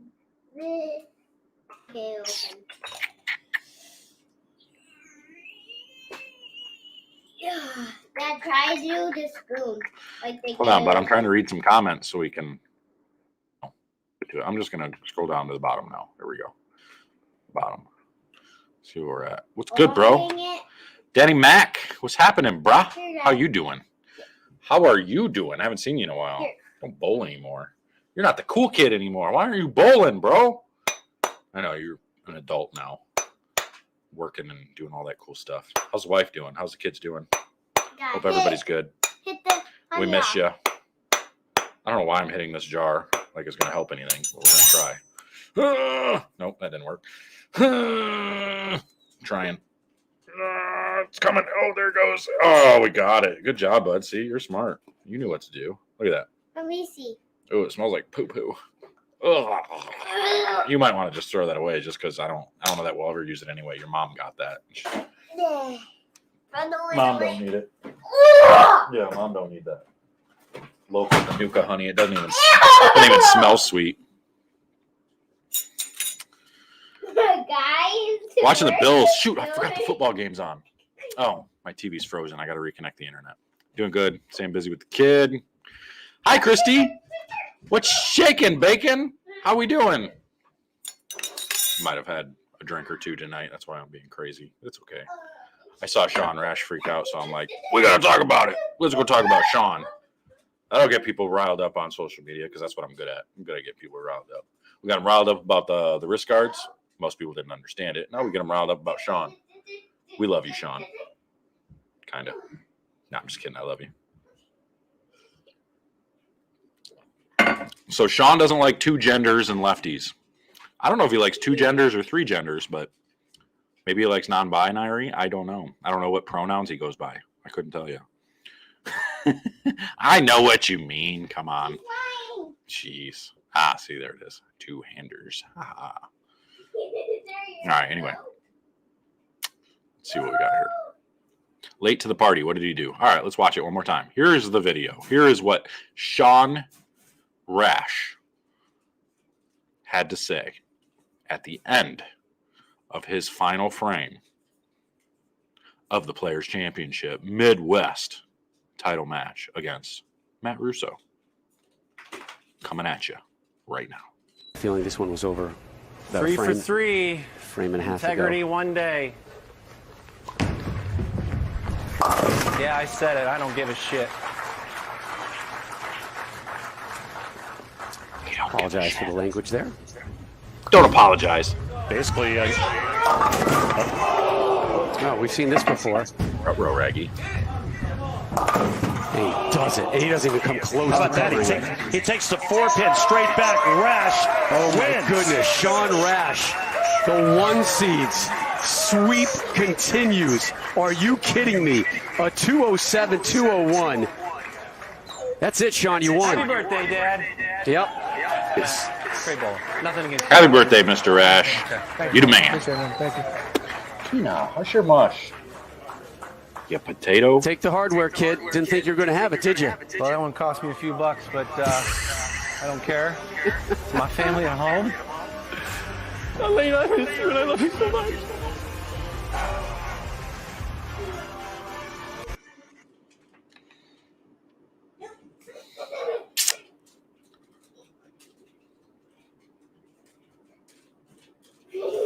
Yeah. See, the guys who know Sean pretty much, know the kind of guy he is. He's actually a really good guy. He's just really open. He's open about how he feels about things, so he's not somebody that's going to keep things quiet. And I don't think anybody should. I honestly feel like people should be speaking their mind more often. If people were more honest about how they feel, would we really be confused about things very often at all? I don't think so. I think we would be in, much better shape, because then we would know to avoid certain people. If we don't like what they say, we can avoid it. But then again, there's going to be all the Karens and people that are going to be like trying to cancel everybody and say they're wrong and this and that. So, but either way, I think the only thing that Sean actually regrets is saying the S word, saying shit on TV. Does anybody really think that's a big deal? No. Somebody's going to complain about it because that's what people do, but who cares? Like, honestly, there's nothing wrong with speaking your mind. Is he out of line talking about the urethane stuff? Why is he out of line? It's what he believes and it's how he feels.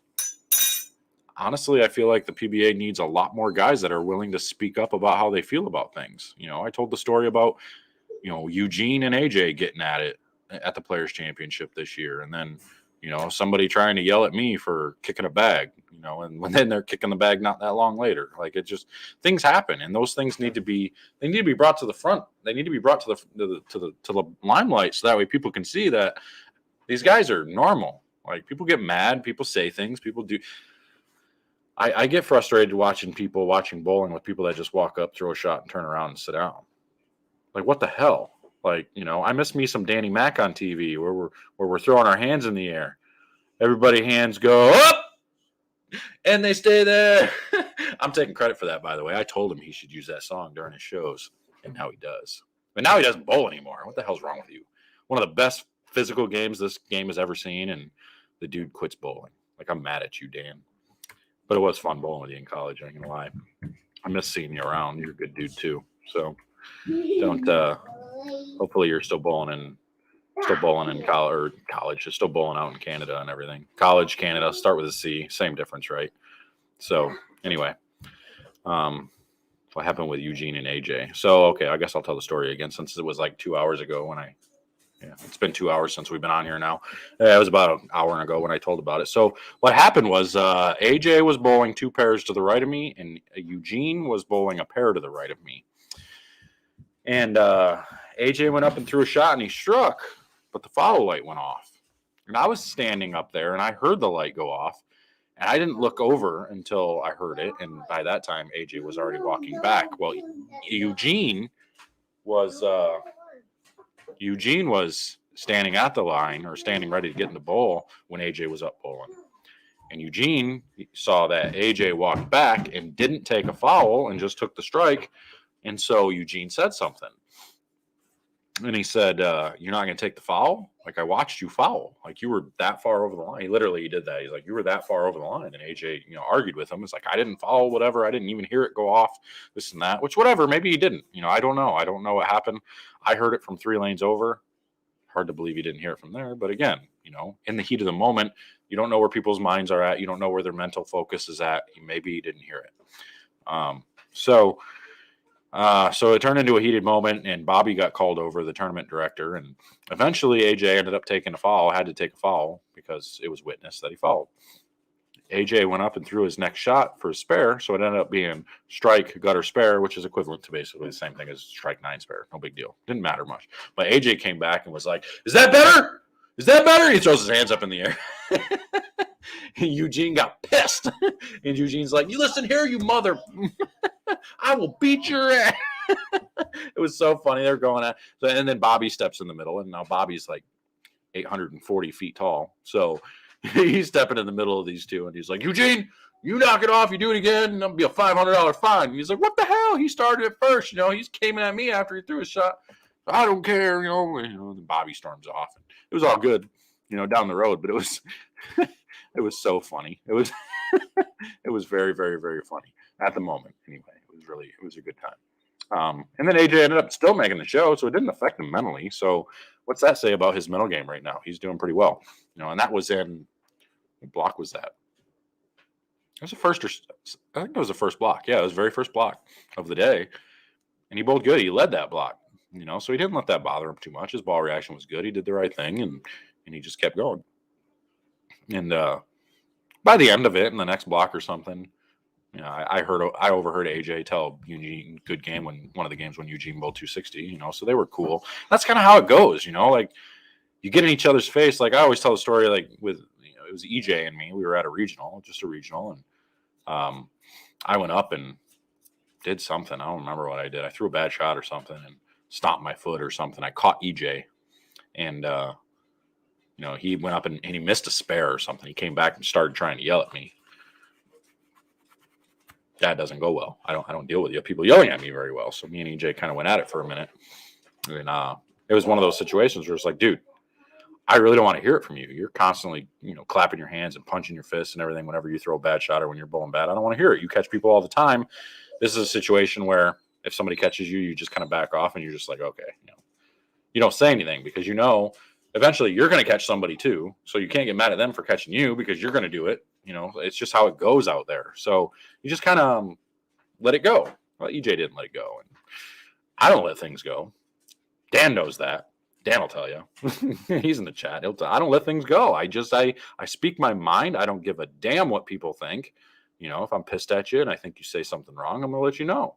And you come at me like that, it's going to turn into something more than it needs to turn into, So by the end of it, of course, I think that's what ended up me and EJ becoming kind of friends with everything because we talked about it and it was all good. But that's how it always works. You kind of have a spat for about 10 minutes and then afterwards, everything's cool. You're having beers at the end of the night with each other, but then there's Dan throwing 3-ball bags into windows.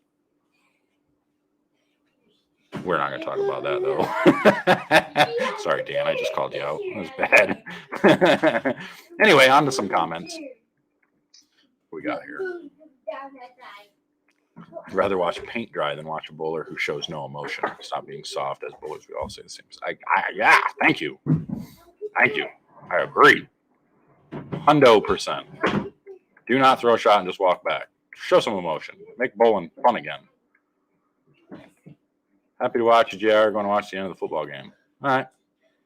I need to turn it on. My Internet's out. I got to turn it on. I got to watch it. It's going to be fun. Quick. In your bags, JR. No. Want me to kick you instead? No. No. I'm the firm believer. If I'm going to get mad, I'm going to take it out on my own stuff or myself. I'm not going to kick a ball return or anything. I did when I was a kid. I was stupid. I got in a lot of trouble when I was kicking ball returns and stuff, but I don't do that anymore. You learn from it. You learn that that's just not good. So I no longer kick things other than my own stuff. So that's the way the cookie crumbles. The way it goes. I have no idea what you're talking about. Nobody does, and that's the best part. We're not going to tell that story. One of these days, Dan, we'll get you on a live stream here, and we'll get on here together, and you can tell some stories and stuff, because there's some out there. Dan and I almost beat the hell out of each other in college, my freshman year, when I first came to Saginaw. When he was already there for a year, I came out, and we were going to, I think it was State Lanes. We were getting ready for tryouts. And I remember this vividly because I was so pissed at him because I felt like he put my damn life in danger. The son of a bitch, I was behind him driving, pulling into State Lanes. The peckerhead stopped. Like, he literally pulled in and stopped and made me stop in the middle of the intersection where cars are still coming. Son of a bitch. I was so mad. I was yelling at him inside the bowling center. We were going back and forth at it. And Dorian, our coach at the time, rest his soul. He passed away a few years ago now, but he was yelling at us and all that stuff. And it just turned into a big mess. And it was, again, another one of those situations where by the end of the day, we're hugging it out. We're bro hugging it and everything. And we're cool, because that's what bowlers do. That's just how it goes. And people need to understand that. So it's just, that's a good one. Does Dan have a temper? No. No temper there. It's like asking if I have a temper. Of course not. There's no tempers in bowling. Nobody gets mad in bowling. It's just bowling, man. It's just bowling. What did I miss here? I got to scroll back up now because I just accidentally came all the way down too far. I was in league and had a split, and the lady on the other team told the guy I was bowling to step on my throat. I took that and destroyed the guy. Nice. That's very dangerous. Very dangerous. That's right, Finn Bone 2. Look forward to seeing you clutch in a couple of weeks. Wait, what's in a couple of weeks? I only got 1 week. I got 1 week before I got to bowl this PTQ thing at the U.S. Open. So let's talk about a week first. Let's talk about this week before we talk about a couple of weeks. But we do have the TOC coming up in a couple of weeks. You're right. I'm going to go bowl that too. So it's all good. It's one of the first times I'm actually going to go bowl everything as long as my arm will let me. It's the first time I've ever hurt myself. Like, I've never been in pain before other than like my thumb or something. How did the dog get up there? Hey, what are you doing up there? Hey, Jackson, why is the dog up on the chair like that? Why is the dog up there? Did you put her up there? Yeah. Oh, okay. Well, be careful. If she falls from there, she might break her damn neck. There's a chair next to her. Anyway, Carlton, Sibo, woo! What's up, brother? How you doing, man? I miss you. I really do. This is one of the coolest guys. One of the most, like, one of the guys who just wants to learn, always wants to get better, always asking questions. One of the coolest dudes you'll ever come across. I love crossing anywhere near Sibo. I wish he would bowl more. I wish he'd come back out to all the regional tournaments and stuff more often so I could see him more often. But he's got a big boy job too. He's out making the big bucks, working for like Chrysler or Ford or something like that. Working for one of those big companies. As one of the painting guys. He paints the cars, paints all the new cars and all that stuff. So he makes the big bucks, He's a cool cat. We need to see more Sibos in the world. That's what we need. Rash has never been known to be magnanimous in defeat. I'm not surprised. Makes him look immature, if anything. I mean, a lot of guys, if you're completely honest with yourself, if you really pay attention, I just spilled the orange juice. If you really pay attention to most people are not very good with losing. Me, I hate losing. I'm not very good at it at all. Losing and me don't get along. I'm good with it after 10 minutes or so. Generally, I'm the type of guy that, I'm really upset. I'm really angry for about 10 minutes after we're done bowling. And then once that 10 minutes goes by, I mean, it's like nothing bothers me. Like, it doesn't matter anymore. You know, I don't let things bother me for days on end like I used to. I used to, what are you doing? I used to be the guy where if I bowled bad, it would affect me for a week straight. And I'm just not anymore. I don't do that anymore. Now it's just 10 minutes are good. I'm done. I'm out. I'm good. It doesn't matter. Moving on to the next round or the next day or whatever it may be. So, immature and emotional, competitive. I love it, actually. Yeah, I mean, you can call it immaturity. It's just raw emotion. That's what we're calling it. Raw emotion. Simple as that.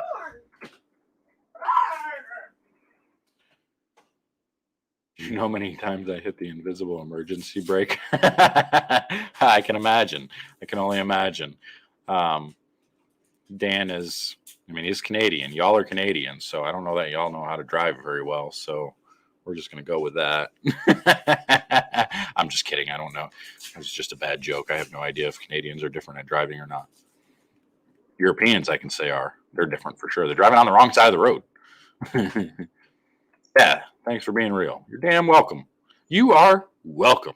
I will always be real. You ain't going to see me being some fake piece of garbage. You're going to see me be mad. You're going to see me be happy. You're going to see it all. That's just how it goes. It's just the way it does. Can you help me? Does Rash just Dad, dislike can you help urethane in general? No, I don't think it's urethane in general. I think it's because he's a firm believer that those purple urethanes are not legal. I think that's his major issue with it all. And again, I can't prove yes or no on that. You know, he might be able to, and maybe he has, and just nothing has come with it. You know, nothing have come up with it. So I don't know. I can't speak for him, but that's just what I see. Rash was upset because he was losing. I mean, who's not upset when they're losing? Nobody likes losing, you know. I mean, was he out of line saying some of the stuff he said? Yeah, depends on who you ask. You know, I know a lot of industry people are going to say yes. They're going to say that was immature. They're going to say that wasn't classy, this and that. And they're going to try to put it on the company and all that. It is what it is. You know, I'm not going to take sides. I think it's people being people. That's how it goes.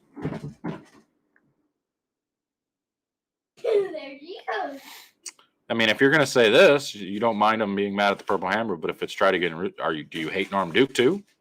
Do you hate Pete Weber? Do you hate all these people that do that? Because there's a lot of guys that do that. Do you hate Brad Angelo? You hate Chris Barnes? You hate Belmo? There's not going to be a lot of bowlers that you like if that's the case, because a lot of them do that. A lot of them, why do you think they take the reset? Why do you take the re-racks? Because they're trying to get in your head. They're trying to take some time. They're trying to stall. They're trying to do all those things. It's gamesmanship. I don't hate them for it. I understand it. It's what it is. Oh, I was told that I'm not allowed to get involved in this. But, I mean, obviously Simonelli's the better bowler, you know, but, I mean, BJ has never been one to back down as far as with his words. You know, I don't know if he's ever actually shown up to any type of challenges or anything. But as far as being able to talk and, you know, say how he feels, he's another guy that doesn't, he doesn't care. He'll say how he feels. A lot of theories out there. Would you stop it? A lot of theories out there that he's got a bunch of, you know, fake accounts and stuff. I can't prove it. I was one that believed that as well. Still probably believe it. You know, he's been pretty good at trolling people. But he was a guy that BJ came up to me at the U.S. Open out east one day, and he apologized for a lot of the stuff that he was doing to me and everything. And since then, him and I have been fine. You know, he's left me alone. I've left him alone, and it's kind of just been that, you know. So I wouldn't, you know, I'm not going to get involved in that. But if I had to put my money on somebody, I'm obviously going to put it on Simonelli. You know, Simonelli's a buddy of mine, a friend of mine. I talked to him quite a bit out in Vegas, and we had some good in-depth conversations about family and life and stuff like that. And, you know, he's another guy. Me and him didn't get along at first either. You know, we didn't get along at all. His current wife now was actually a roommate for the girl that I was seeing. So he was seeing his wife. I was seeing another girl, and those two girls were roommates at college. And we didn't get along at that time. You know, a lot of things were said. I said things that I shouldn't have said. He said things he shouldn't have said, and it is what it is. That's how life goes. But we hashed it out. We're good to go now. So not a big deal. That's life. That's the way it goes. But anyway, yeah, I'm putting my money on Simonelli if if they do end up bowling each other. The dog just peed again in the living room again. Okay, leave it alone. I keep pushing the wrong button. See, we're up to 300 viewers now. We've been on here for 2 hours and 15 minutes. We got a little while yet. We'll soon. Ford, 20 years. See, there he is. See, Sibo, he's been at Ford for 20 years. That's why he makes the big bucks. Ford. Working at the big stores, working at the big places, making all the big bucks. That's how it goes. All right.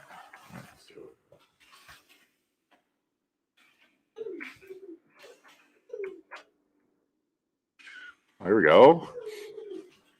Just had an argument on Facebook. Someone was saying Sean was in the wrong for saying that.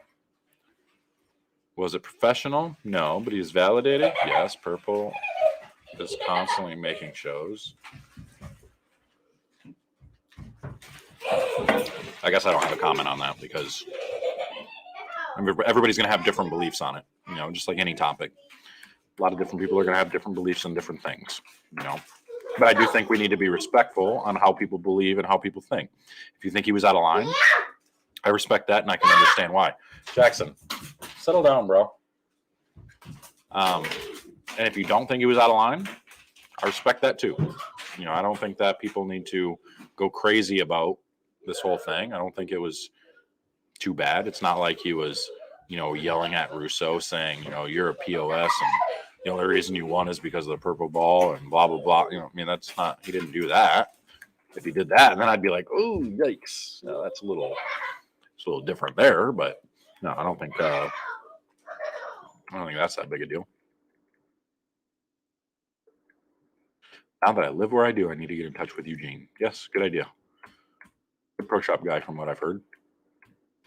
How would you rate the fantasy days on a scale of 1 to 10 as far as strength goes and stuff? What'd you do? Hit your head? No, she just had that orange thing in her mouth, and she just throws it right here in my head. Oh, did she? Uh-oh. Well, you gotta be careful. Like the dog's beating him up. A little puppy. How would you rate the fantasy days on a scale of 1 to 10?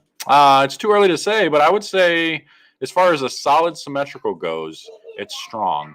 It's one of my, it's staying in my bag as my key solid symmetrical. So I'm going to give it an 8 right now just because it is. I think it's better than the Helios because it hooks a little earlier and is a little bit smoother. Helios was a little over under for me. So that's the only, other than that, and the swagger in the fantasy days are similar. I think the swagger is just a little bit weaker. So yeah, like for the US Open, those are all going with me. Now I'm driving my truck, so I can take all of them with me. One thing I wish I would have done is take more balls with me to the Players Championship because there would have been some different options then. So Dan's rooting for Simonelli. He says Simonelli. I think, in my opinion, I think that's the obvious choice. Yeah. Mike Thomas, you're the man. I appreciate you. Appreciate the support there. Everybody can do that. You can all get on that super chat and support the channel that way as well. If you haven't already supported the Patreon over there, just go to patreon.com/Life's Traction Control. You can support us over there. Otherwise, you can join that membership and get a chance to win some bowling balls. We're giving away 2 more bowling balls of choice. Anything that's available at bowlerx.com. I'm going to draw some winners. Here, I'll post the link one more time. Here you go. Here's the link again. For anybody that wants to win, click that link. Go head over there. And if you are a $4.99 member, you have a chance to win. If you are not a member, you don't have a chance to win. Sorry, guys, but that's what you got to do. So join that membership. Oh, wow, JR. I got to tell my kid who is left-handed, one-handed bowler who does not like to throw urethane. Now I got to tell him he has no integrity. HH did that to get in the guy's head. It worked. Maybe. Who knows? I can't speak for what Sean was thinking. I wasn't there and all that, so who knows? Speak your mind, and if they get offended, oh well.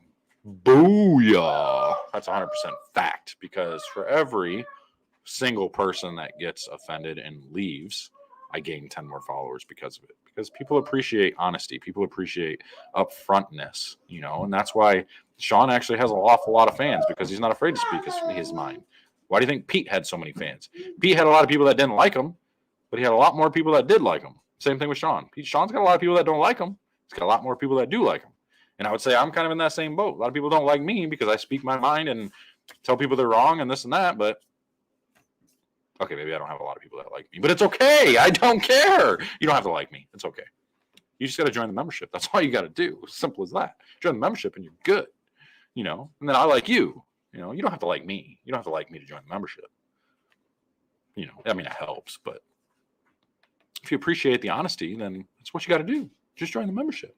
And then you get a chance to win bowling balls. You don't have to like me. You just have to like the fact that I give you free bowling balls, or that I give you a chance to win free bowling balls. Ta-da! It's like joining a raffle every week, or whatever week that I do it. 4 bowling balls this month so far. Anyway. Ooh, here we go. There's a good question. Off topic, company aside, what's the best ASIM solid out there right now? Ooh, you threw me off with the solid. Well, it's not a solid, but I'm going to call it a solid because it reacts like a solid. But the Nova is technically a hybrid, but it looks like a solid and it reacts like a solid. So I'm calling it a solid. Other than that, I think the next one up would then be type in my little codes here. I would say the EVO solid was probably the next best as far as an ASIM solid. Yeah, even better than the reality. Reality, I don't think was very good. No, leave it alone. I'll get it in a minute. I do like the reality, the Ultra Reality though. That's the best ASIM pearl. Between that and the dark code, those are the two best combination there. And then when you want a symmetrical pearl, that phase 4 is ridiculous.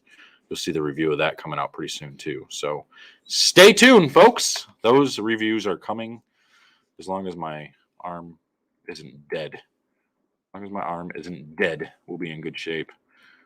Aaron 144 PDW drug the PBA out of its own grave. Just with his personality and emotions, plus not liking to lose ever. I agree. 100% factual. And that's what you need to, if you haven't seen the 30 for 30 that they did on Pete, you need to go watch that. Because it shows you, they literally were telling people, like, look, you want to be an asshole on TV, go be an asshole on TV. We're not going to find you.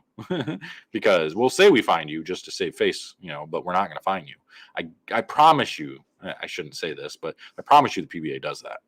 I promise you. There were situations where they're like, look, I'm supposed to fine you. I'm going to say that I did what you said. Like Tom Doherty, he can't beat me. I don't know that they would ever fine him for that. I would never fine him for that. I think that would be silly if they did. But in that situation, if they were to try to say, sportsmanship misconduct or something and try to fine him for that, I'd say I would feel like they would announce that they fined him, but then they'd look at Tom and they'd be like, I'm not really going to fine you. I'm just going to say that I fined you.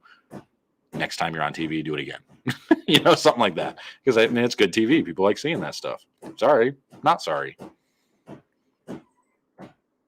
Jackson, where's the dog? Is the dog locked in the cage? I hear her whining. Dog's in the cage. Well, I'm just saving her from you. Oh, yeah? Get her out of the cage. Come on now. She don't need to be in there. It's not bedtime yet. I'm not getting her to bed. All right. Well, then I'm going to go let her out. No! Yeah. She doesn't need to be in the cage. I want her in there. No. That's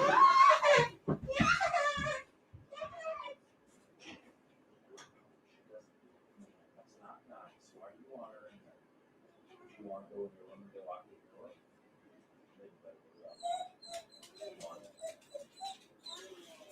Because she doesn't need to be in there. That's not nice. You don't want to be locked in your room. All right, there we go. That's the dad of the year right there. That's all you got to do is you be like, you're gonna lock the dog in her cage. Do you want me to lock you in your room? Lock you in there if you're gonna lock the dog out. There you go, dad of the year. Boom, perfect. What do you think of Pat Dombrowski? I think he's a cool dude, and I think he's a really good bowler. I think he really likes to get his hand going forward. I think he can struggle at certain times. I'm kind of the same way. I've gotten better at it. I think he's getting better at it. Really good bowler. What else am I going to say? Good dude. Nice guy. I didn't get to see the show, though. So I'm going to have to go back and watch all these. which I eventually will.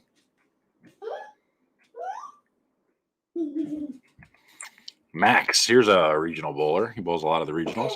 Never do I find it okay to jeer a bowler for his style. Respect other bowlers and their commitments to the game. Sean somehow tried to take back what he said to Russo. Can't fool me. But again, I don't think, Max, appreciate the comment, but I don't think he actually was, he wasn't talking about anybody's style per se. I think it was more about the bowling ball. I think he was more talking about the fact that he was using a purple hammer. Because I made comment about that. I'm like, man, the kid's throwing a purple hammer on both patterns. 45-foot pattern, 39-foot pattern. He's playing the lanes basically the same. Can you fault the guy for that? No. I mean, he's just doing what's best for him. If I could throw the purple hammer on both patterns, would I? You're damn right. If I had that good of a look, oh yeah, why wouldn't I? Shoot.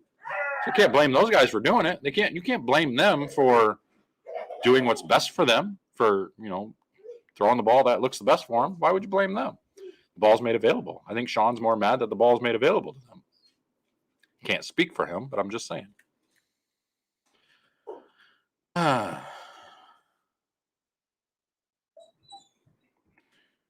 Moving down. Hey, look at that. We got some more. Thomas Hench, thank you, sir. Appreciate that. Appreciate that super chat. Loco J, appreciate that super chat. And then we got Risky Leach. I like that name, Risky Leach. It's a pretty good name. We got a new member, Risky Leach, right there. Tina, what's your deal? Go lay down. You can go outside in a minute. Goodness. When will we see you on TV? When I pull my head as far out of my rectum as I possibly can since the Players' Championship and throw better shots and make better decisions. That's when. So hopefully it happens at the U.S. Open. I can't promise anything. Can't make a promise. I'm just going to try my best. I'm going to keep practicing. I'm going to keep doing what I'm doing. I feel like I'm a million times better than what I was just last year.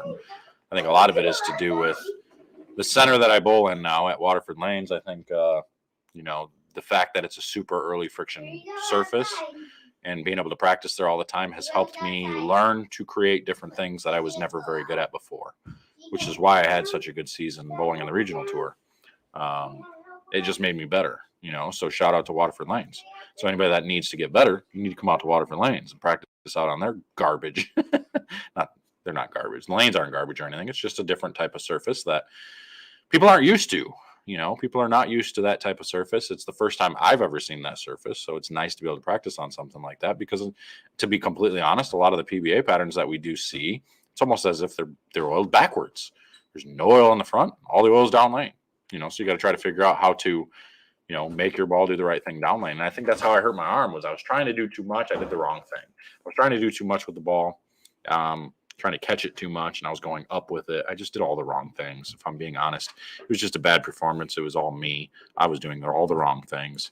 And so hopefully we can make the correction and be able to fix it for the U.S. Open coming up. So, Tim. Looks like Tim Anderson. Oh, hold on.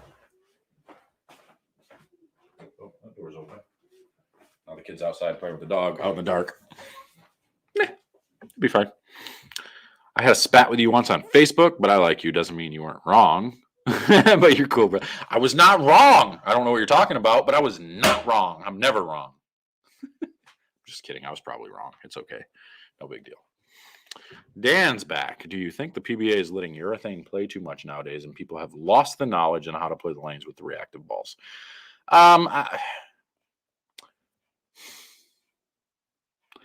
If I'm being honest, I think they're actually, some of the directors that are running certain things, like Bobby, I can't speak for Bobby, but I think he's actually trying to not have urethane in play. And a lot of times, I think he's really paying attention and trying to manipulate the patterns. I can't say, again, I can't speak for Bobby. I can't say that he is doing these things. I can only tell you how I feel. But I don't think he likes seeing urethane go down the lane so much. So he's been trying to get rid of it. And again, I think the only way to get rid of urethane is to make the patterns easier nowadays. You start using these tough patterns, these urethane balls have gotten so good that they are so good at controlling the back of the lane. So when the lanes are crispy down lane, not everybody can, do the Dan McClellan or the Sean Rash and get their hand directly up the back and keep it controlled and still use reactive. They choose to take the easy way and use urethane, like me. Now I'm taking the easy way and using urethane most of the time. And there's a reason for it. It's not because, I can't make my hand do what I want it to do. I mean, anybody that knows me knows I pride myself on being super versatile, being able to do what I want with a bowling ball. But when I'm going from lane to lane and I'm following people using urethane, it makes the transitions that much easier. When you're using urethane yourself, the transitions are so much smaller and the moves are smaller for me. And Dan, I know you know these things, so I'm not talking to you per se. I'm more talking to the people listening. That's just it's one of those situations where you got to make a decision. It's either you use the urethane and you make your transitions smaller, or you use reactive. You get a little bit better carry percentage, but your transitions are bigger and you can possibly big four a lot more.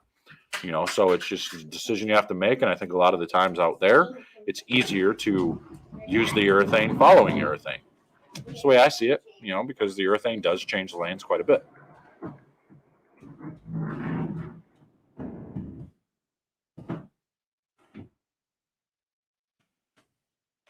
Facts. 100% facts. Man, I could probably sit here for hours. It's been 2.5 hours now. We're going to have to get off here pretty soon. This has been, well, I think it's the longest stream I've done in quite some time. What time is it? It's only 9:30. Shoot. What you got there? You want to make some hot chocolate? Yeah. Okay, hold on, bud. Make some hot chocolate. No marshmallows. Is that Sean Rash I hear in the background? Are you calling my kid Sean Rash? That's not very nice. Dad, I don't need marshmallows. No. Who let the dogs out? Who let the dogs out? I know I'm stupid. You guys don't have to tell me. I already know all this. That's your charger. All right, let's see here. Trying to get down to the bottom. Hold on, bud. It's okay. My computer's completely charged. We're good. We don't need it. Trying to find a comment that stands out to me. I don't see it. Well, I don't see anything standing out yet. Just gonna keep scrolling. Keep scrolling. Jackson, hush your mush. Yes, there's one that stands out because it is a benefit to me. Clinics are coming in April. Yes, clinics. April 18th, there'll be a 3-day clinic, $199 to enter. Advanced clinic, talking about a lot of different things. We used to do them last year. We did them in 6 weeks. This time we're doing them in 3 days.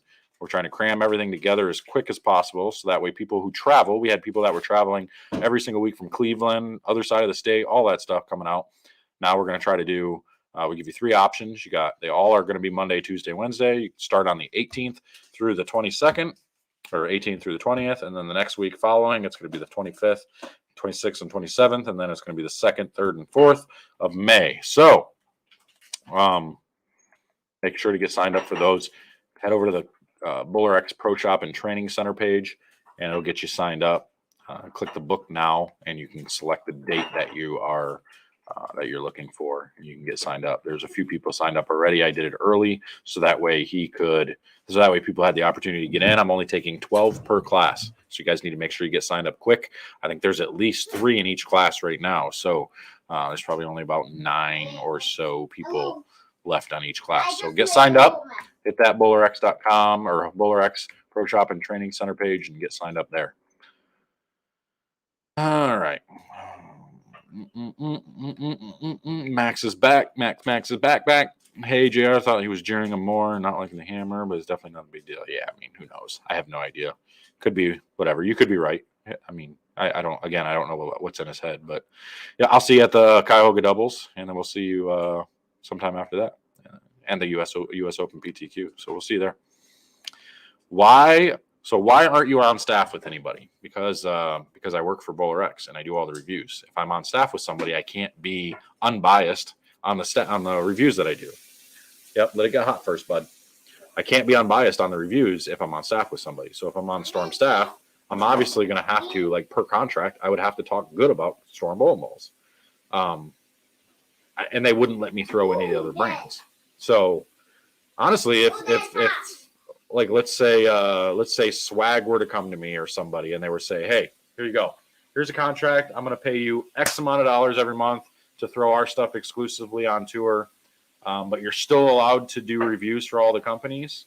I'd probably take that into consideration. Or Storm. If Storm were to come to me and say, hey, here you go. But unless it was a paid contract, it wouldn't do me any good because of my job with Bowler X, so it wouldn't do me much good. I would never bail on Bowler X for any type of paid contract with a ball company. I mean, it would have to be some crazy contract of some sort for me to do it. So that's why I'm not on staff, because I need to be able to throw all of the companies and be able to give honest reviews about everything that I have coming my way. The reason why this is the #1 review channel, well, not this channel, but the Bowler X channel. That's why everybody goes to that channel for the reviews, because they're honest. They're upfront. They'll tell you exactly what they're supposed to do. They'll tell you exactly how I feel about them, you know. So if you remember who I am, percent benefit from trying another brand, I feel like I'm trending in the right direction, but I can't break through. You get my thing. Yeah, I know who you are. I remember you. Started doing a few of your videos on your own. I don't remember what your first comment was, but sorry. I think I scrolled right past it, but I do know who you are. New member. Boom. Thanks for joining. Appreciate you. Absolutely appreciate you. What do I think about the UC3 and the Phase 4? UC3 is doesn't react like urethane. I mean, it hooks early like urethane, but then it hooks way more down lane than any of the other bowling balls. Couldn't really get it to come into play very often for me. Again, I think it was because I was doing a lot of the wrong things this past week at the Players Championship. So we're going to get that corrected and hope for the best. I did use the Phase 4 a few times because it was super clean through the front, and I was seeing a lot of early friction, and I was battling it in the wrong ways. Phase 4 bowled a couple of good games for me. So looks good. Phase 4 ball review will be coming soon. Touchdown Buffalo, apparently.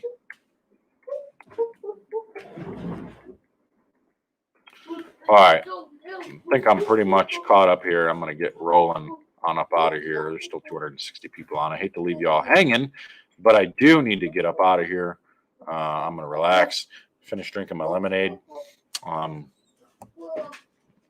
And who knows what I'm going to do from here. Got to get this kid to bed here pretty soon. It's 9:30. So I will talk to you guys later. I appreciate everybody that joined. If you haven't joined yet, here's that link one more time.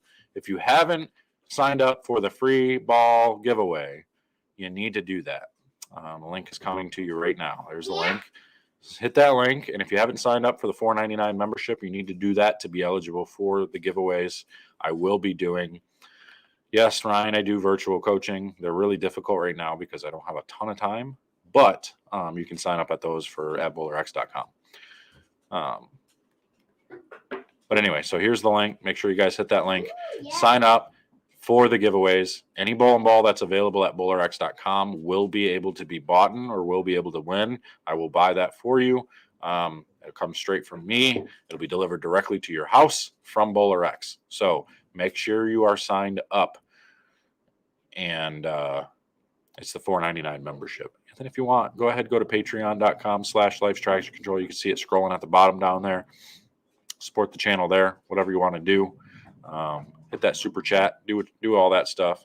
And I'm out of here. We will see you guys when I see you. We're going to end on the Sean Rash thing again. Feeling this one was over. 3 for 3. Frame and a half Integrity ago. one day. Yeah, I said it. I don't give a shit. Apologize for the language there. Basically, Oh, we've seen this before. And he does it. And he doesn't even come close how to about that? covering it. He takes the 4-pin straight back. Rash Oh, my wins. goodness. Sean Rash, the 1 seeds. Sweep continues. Are you kidding me? A 207-201. That's it, Sean. You won. Happy birthday, Dad. Yep.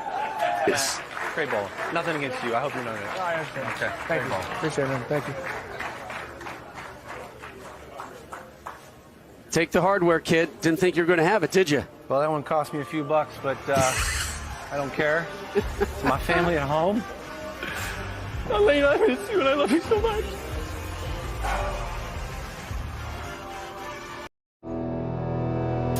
They say bowling is a dying sport.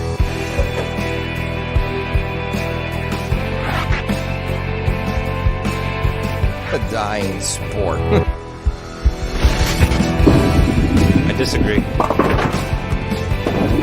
I disagree. I disagree. I disagree. I disagree. BowlerX.com.